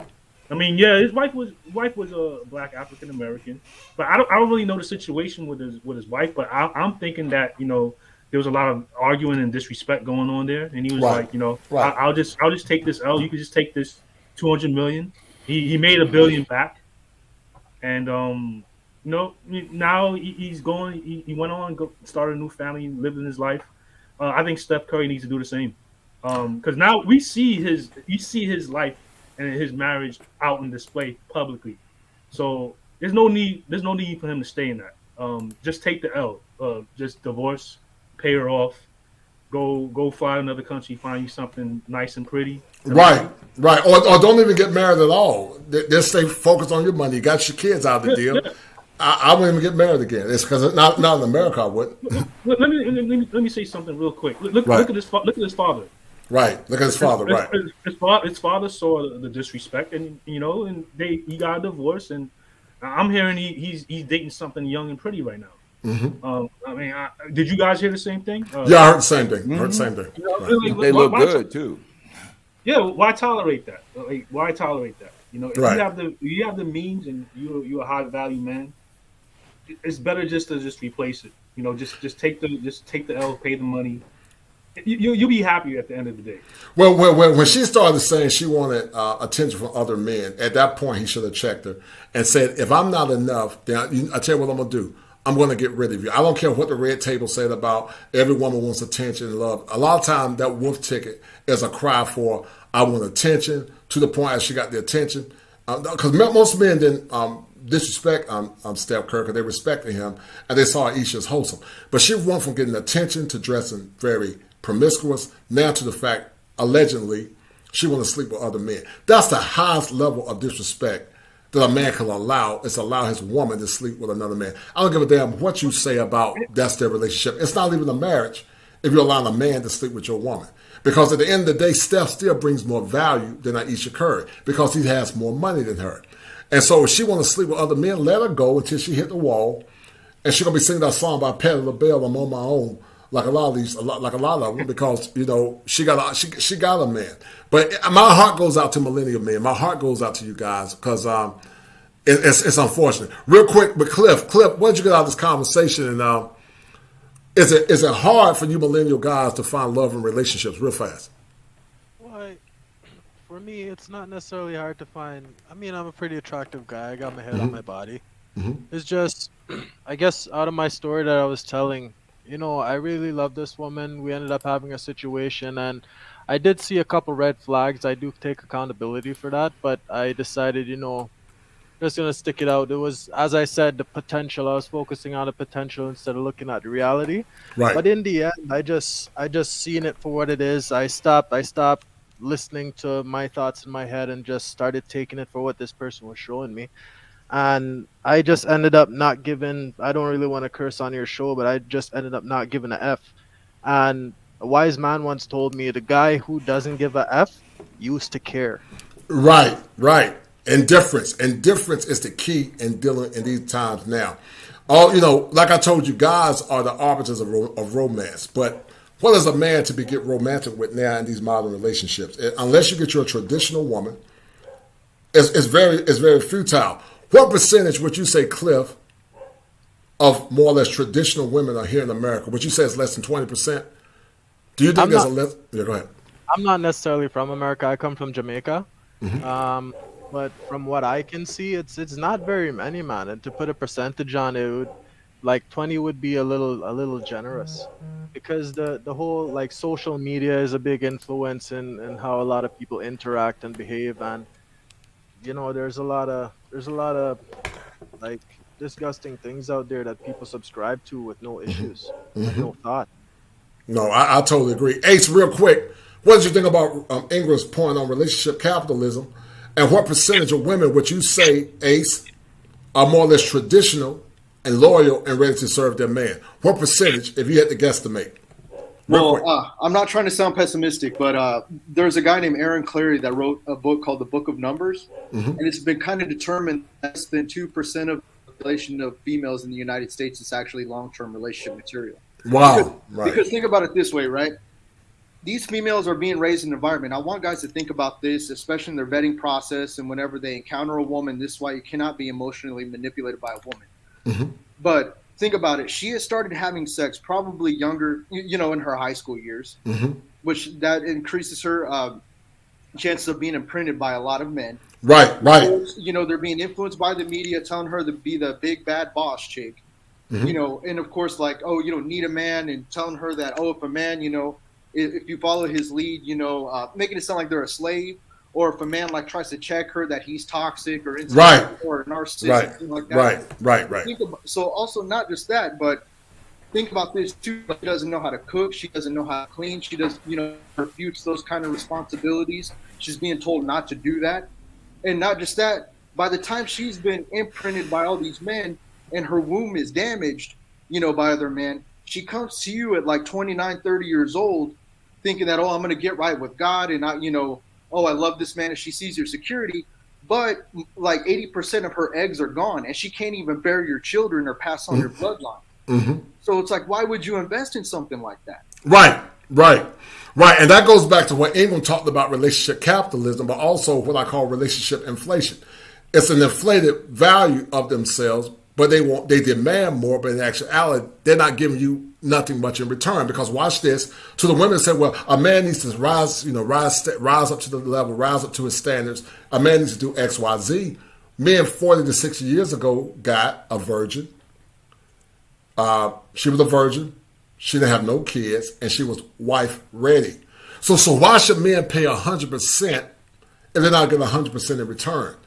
Should a man prorate women based on her past? Should he say, well, she's been with, X amount of guys, I can't deal with her? My point is to the very entitled women that think they should, because it goes back to what the guy said earlier, what Filipina P said, they don't really value men because men, they always feel like they can get a man off the man tree. They just see men as disposable icons that they can just pull off a tree at their disposal. By the time they decide to get one, then all of a sudden the man that they want, he's not good enough. So I agree with you, man. It's time for men, young men, especially to the Gen X's and the millennials and Zennials, to raise their standards. Because you guys don't have to tolerate and settle for nothing. And I think you young guys are actually doing that. Reality XM, what did you think about Ingram's relationship capitalism? And did you see this coming with Steph Curry, real quick? Yeah, I think to a certain extent, I think a certain type of a guy can do relationship capitalism. My definition of cheating has always been the underestimation of one's value. So it's beyond sleeping with somebody else, but just given you mentioned the word value, that can mean a whole myriad of things. But with that said, just tie it in with how what he mentioned plus Steph Curry plays into a factor. For me personally, I know a lot of guys talk about standards, and I get that. But instead of focusing on the standards, I just more or less be like, where's her humility? Because she is lacking that given all of the body count. So chicks rule themselves out the equation all the time just due to their lack of humility. But with that said, in regards to Steph Curry, sort of play devil's advocate. Here's what I mean. Because, yes, he, people acknowledge him as being a simp. Well, what if he just lacked principles? He didn't know of these principles. He wasn't taught these principles, Well, but that's why I say he's an unconscious simp. He's unconscious of it. Unconscious means he's supplementing irrational male patterns. He doesn't know he's a simp. He's an unconscious simp. But go ahead. Yeah, so I think more or less, if he basically, as the statement goes, if he knew better, he would do better. But I think just one more thing to wrap up with what you've been talking about earlier, like yeah, the idea of the pick me chick that adds into the value is you know, I said earlier how she must already be blooming in order for her to be picked. But guess what? You tend to that plant before it even blooms. Right. So she has to be willing to be even tended to. That to me goes beyond even all the vetting. Is she even willing to be tended to be a certain way, to what, cater to you? Because if she is like the rib as she's supposed to be supporting your vitals. She's supposed to be your support. Right. Right. And not only supposed to be your support, theology says she was made for you. The gospel say the woman was made for the man, which basically means she was made to serve him as he turned around and served her by giving him his life, giving his life like Christ gave his life for the church. But that's the stuff that most men have to tolerate from, and you're not getting a lot of bang from your buck. I feel so sorry. I feel sorry for men in general, but then again, I don't feel sorry. But I do feel sorry for the men that are virgins that won't wholesome wives, traditional wives. And it's going to be very hard for them to find a wife that's a virgin or got under 5 guys in this day and age. It's to the men that are virgins, because I would think that most men are virgins want women that are virgins in my mind. I know I would. If I was a virgin, I want a woman to be a virgin.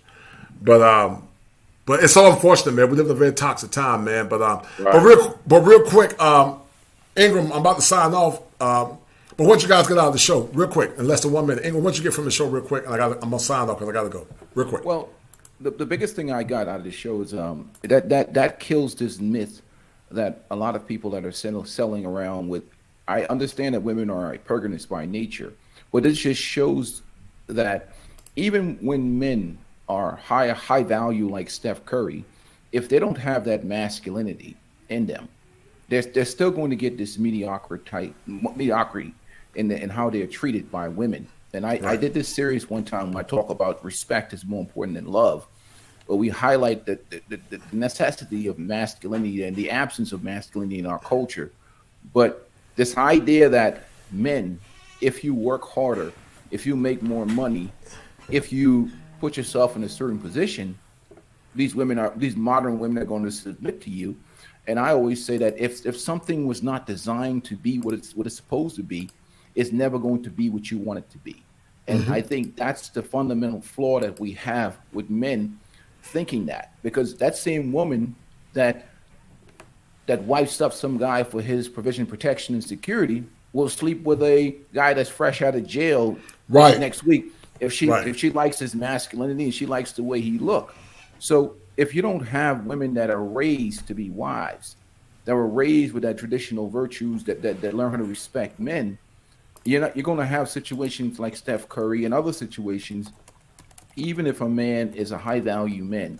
So I always say that men need to focus on picking or selecting a good product from the jump. That means her family, and the reinforcements that she gets from culture, grandma, grandpa, friends, family, where in those cultures, they hold women accountable from the family structure and from the community structure, as opposed to dealing with these modern women. Right. That, yeah, and I agree with you 100%, man. I agree with you 1,000% that men hold more power. Hold for a minute. Men totally hold the power if they start setting and demanding standards. And less than 1 minute, G Money, real quick, less than 1 minute. What you get from the show, real quick, less than 1 minute. Starting with G Money, Cool Gent, Cliff, Ace, and then Reality X. And real quick, less than 1 minute. I gotta go. Go ahead, guys. Yeah, I think it was a good discussion. I think these shows need to keep coming. It's kind of unfortunate that we kind of see this keep occurring in the media with some high profile black man being disrespected and made to look like a fool in front of everyone. I think it's way too frequent and common nowadays. It's almost like people get a laugh out of it. I kind of tend to look at things and analyze things a lot deeper than it should be. But I just see far too many black men in high places getting disrespected and getting and it's being put on display for everyone to see. You just need to have standards. Start holding women accountable. And stop the simping. That's what I have to say. And great show. No doubt, no doubt. Real quick, Cool Gent 87. What'd you get from the show in less than 1 minute? Yes. Great live stream, man. To all of you gentlemen. Yes. Everything was taught here that needs to be said, because men need to know their worth, know their value, over anything, and never to put a woman over yourself, because you'll ruin who you are. So continue to stand firm on your beliefs. Never let nobody make you feel less than what you are. And shows like this are very much needed right now in this generation, because as time goes on, everything is getting more darker, man. Yes, yeah, it's getting darker, but also according to the gospel, it's a sign of the times. Sadly, man, these kind of conversations don't get a lot of banter because it's raw truth. It's kosher. I take a risk doing these shows, not because I'm trying to hurt people, but I just grew up in a time when things were more normal. And like I said, my heart goes out to the young gents. It goes out to the young brothers. But Cliff, in less than 1 minute, what'd you get from the show real quick? I got to go. And how was the show beneficial real quick? Well, the conversation is always beneficial. But what I got from the show is not necessarily, because going back to my personal experience, I'm not necessarily a simp, but I guess I got caught up doing simp stuff. Pretty much trust people for who they show you that they are. And don't be looking for some kind of fantasy that you're thinking about in your head that this person's going to just magically fall in line and just be this thing. Like, trust people. When you see the red flags, trust it. Don't have no talks, and then let people come with their words and then try to sway what you see. All right, real quick. All right, good job. All right, Ace, less than 1 minute. What you get from the show? I mean, it's just been a great discussion. I know I'm not of the African American community, but just understand that men all over, the United States, no matter what ethnicity it is, we're kind of losing all to these feminist ideologies. Right. And the thing is like, we as men, no matter what our color, our race, or whatever, we all have to help each other get better. We have to help each other to fight against these ideologies that are tearing our society and our people apart. It doesn't matter, who you are, what your background comes from, but we need to help each other as men.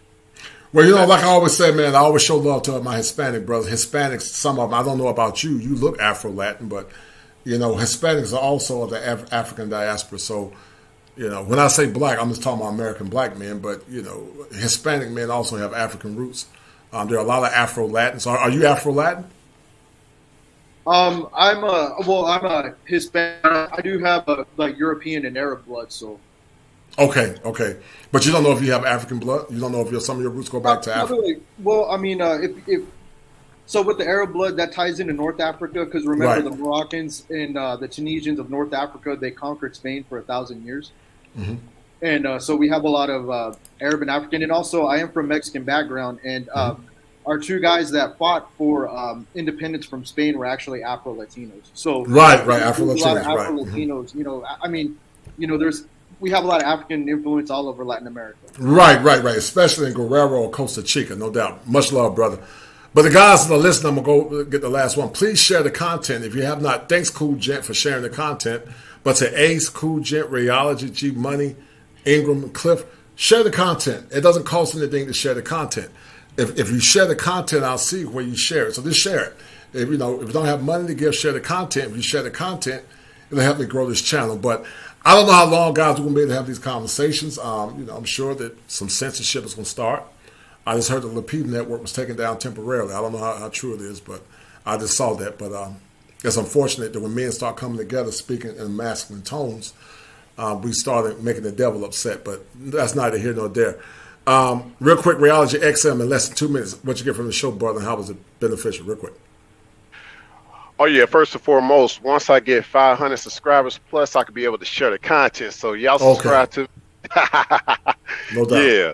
But with that said, like in the scripture where it says, for we all have sinned and fell short of the glory of God. Well, I'm going to say this. For we all have simped and fell short of the glory of God. So What I see going on out here now is just more or less with a lot of the modern day feminine, the lesser feminine. She's either part of Zion or part of Sodom and Gomorrah, and you just have to know the difference, you know. So, especially as men continue to get to a certain point in their life, and you know, they treat the gods like devils. The darker the melon, or just men that are living upright, they treat as devils. But it's like, to me, it's Judgment Day for the lesser feminine. It's Judgment Day. Yeah, man. Unfortunately, man, and I think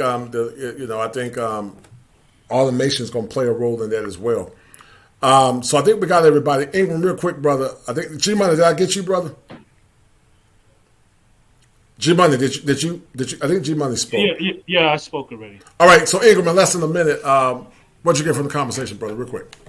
Well, I think it's a great conversation, and it's a conversation that needs to be had about what exactly, you know, a lot of programs are about not about male empowerment and empowering men to be the better version of themselves and to make better decisions, and also to put this type of activity, like the brother said, we've all simped at some point in our lives, right? But it's always time for repentance and obviously rebuilding, and guys need to support each other. Men suffer alone in the dark, and that's why your platform is so important.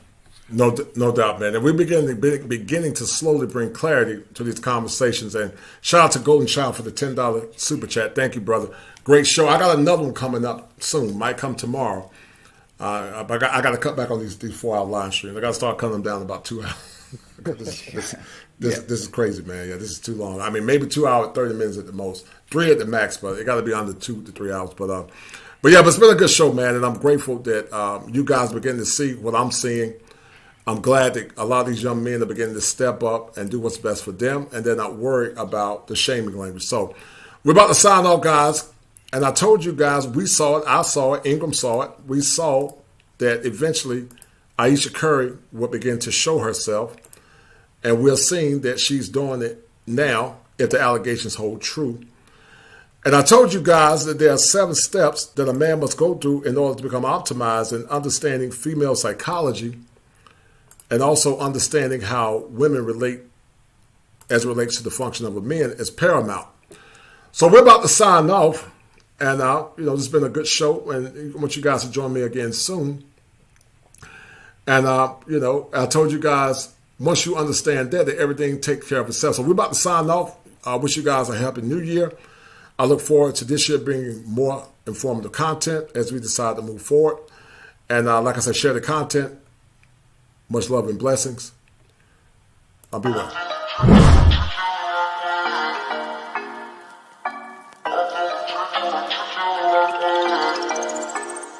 4 in the morning, you got me up, all cause you need to talk. To 4 in the evening, wanna break up, say that you've had enough.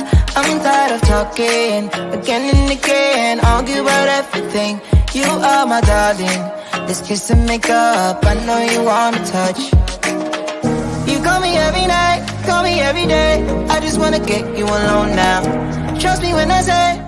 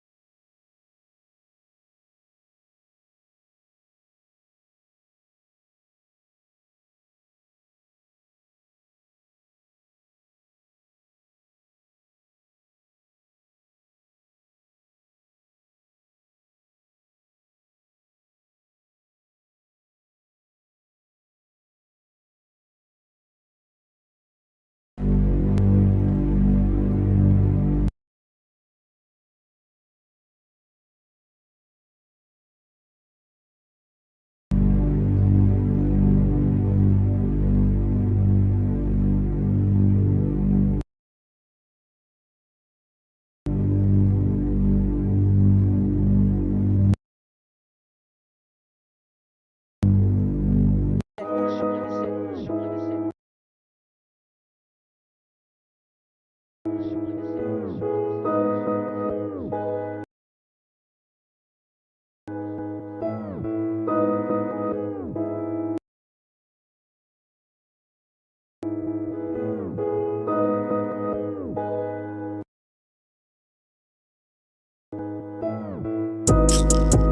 keep God first. I see evil, I evil when I converse. Not today, say. This how God works. Play my position, what is given with no concerns. Go, go, go, go. Set it off. Top of the morning, I'm gonna set it off. You living boring, I'm gonna set it off. Shooting, I'm scoring, I'm gonna set it off. Like soldiers torn, I'm gonna set it off. Son of God, no, I am not son of man. Blessings keep falling, the fingers keep coming in. I got you, but just know I'm texting like Uncle Sam. Left to the bank, you know that I'm coming in. We don't do it for the bands though, we don't do it for the clout. Legacy on the line, so I'm moving in and out. Seen good ones turn top dog, greedy ones get knocked off. I keep looking at the bench like I could never not ball. Coach keep me in the game. Curry deadly with the range.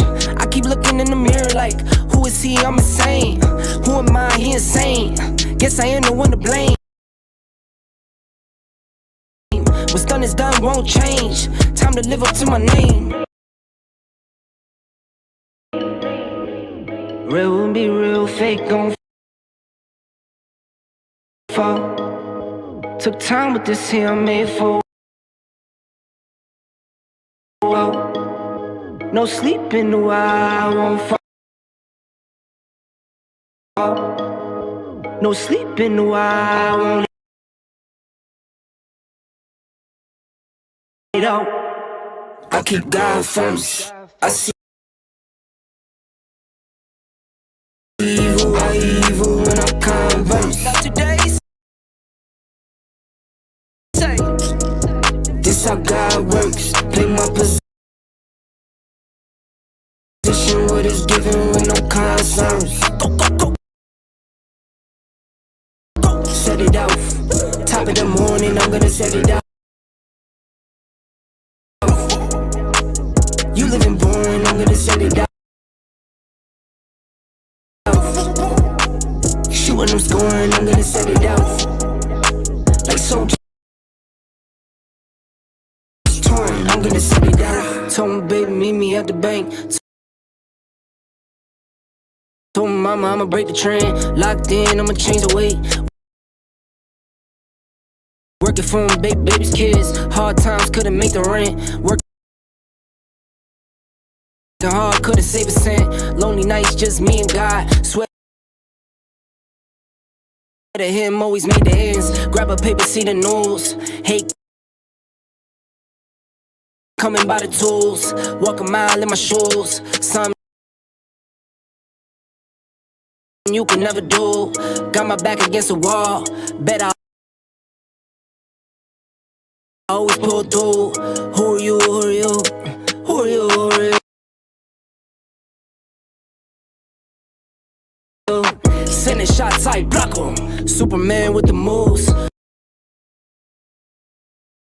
Rock 'em, sock 'em, drop, pop 'em. Play to win, never lose. Run it up, I top 'em. Play full belly too.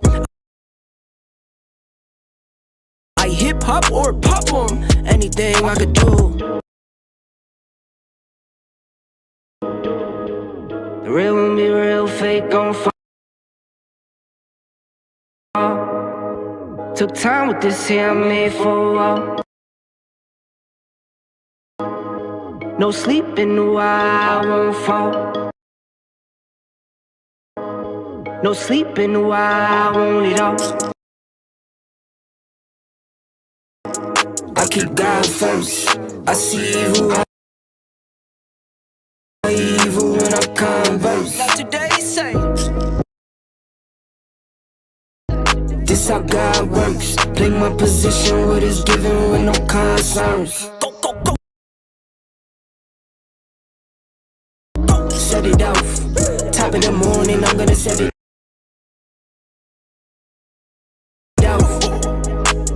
You living boring, I'm gonna set it off.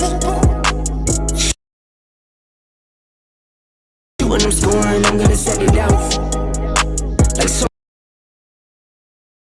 just torn, I'm gonna set it off.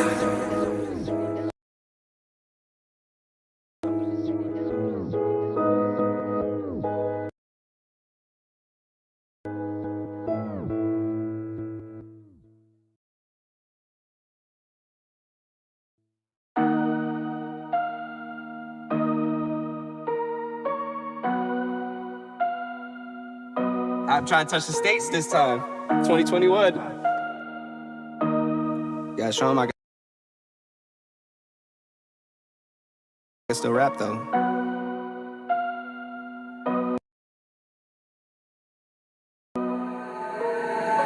Now I'm in the game, I was on the bench. First I was renting, now I'm collecting rent. Run it up. First it with the Beamer, now I want the Benz. Spending on the back like here I go again. Outside says the chirp. Now the camera phone. Told you I'ma keep the channels on. Why you acting different when the camera's on? Why you acting different like your paper long? 8 day wake up and I thank God. Bad decision got you wishing you could say nah. I city gritty, you could get hit any day now. On my mama, I'ma move my family way out. With some 20s, 50s, hundreds, thousands, millions, billions, trillions, zillions. I'm talking Amazon money, talking so much money I could mess around and buy Amazon. I've been winning, I'm like, why me? I heard these labels wanna buy me. I don't need you, boo, I style me. I roll G's and they grind me. Now I'm on my game, nothing is the same. Who am I to blame? Money made me change. Cardi in my ring when I'm switching lanes. Money in the carry on them boy planes. Money in the carry on them boy planes. Now I got $1 for all those rainy days. Ain't have a day off in like 80 days. I got hustles in like 80 ways. Kids if he won't take a lazy day. Wifey with me told me take a break. I keep going to the paper straight. Then it's trips out to Montego Bay. If I take the job, bet I get it done. I said it before, I'm a 101. I just caught some ones, only wearing ones. Fornicate the funds, money made me calm. Diamonds on your neck, bet they on your neck. You want that watch, you better rock it tag.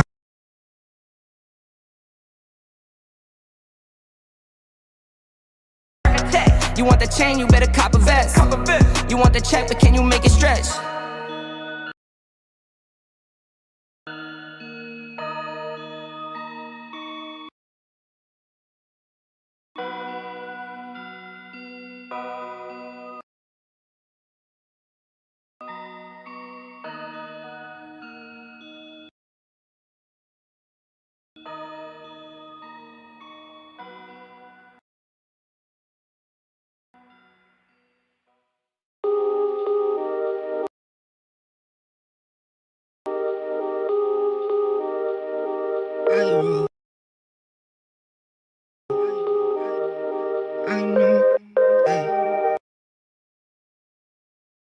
I know, I roll, roll, roll.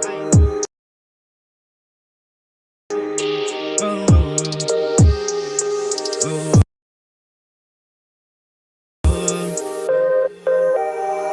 I know, I roll, roll, roll. No drip, this a river I roll.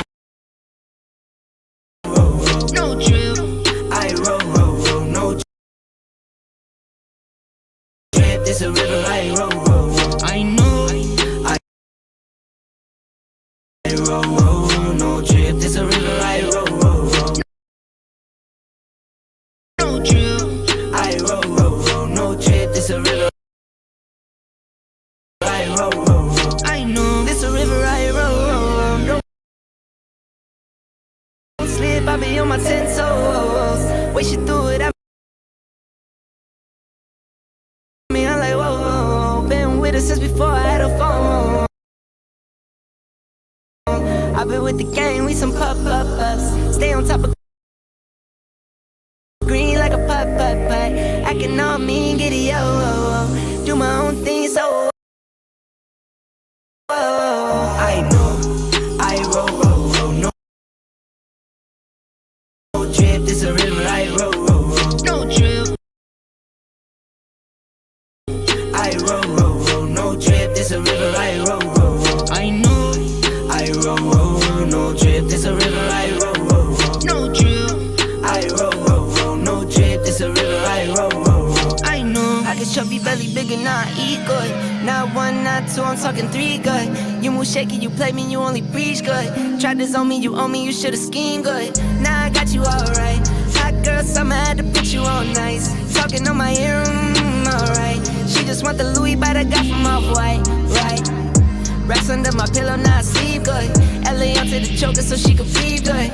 And my little babies get whatever they want. If I say it, I mean it, no front. I know, I roll, no trip, this a river I roll, no trip. I roll, no trip, this a river I roll.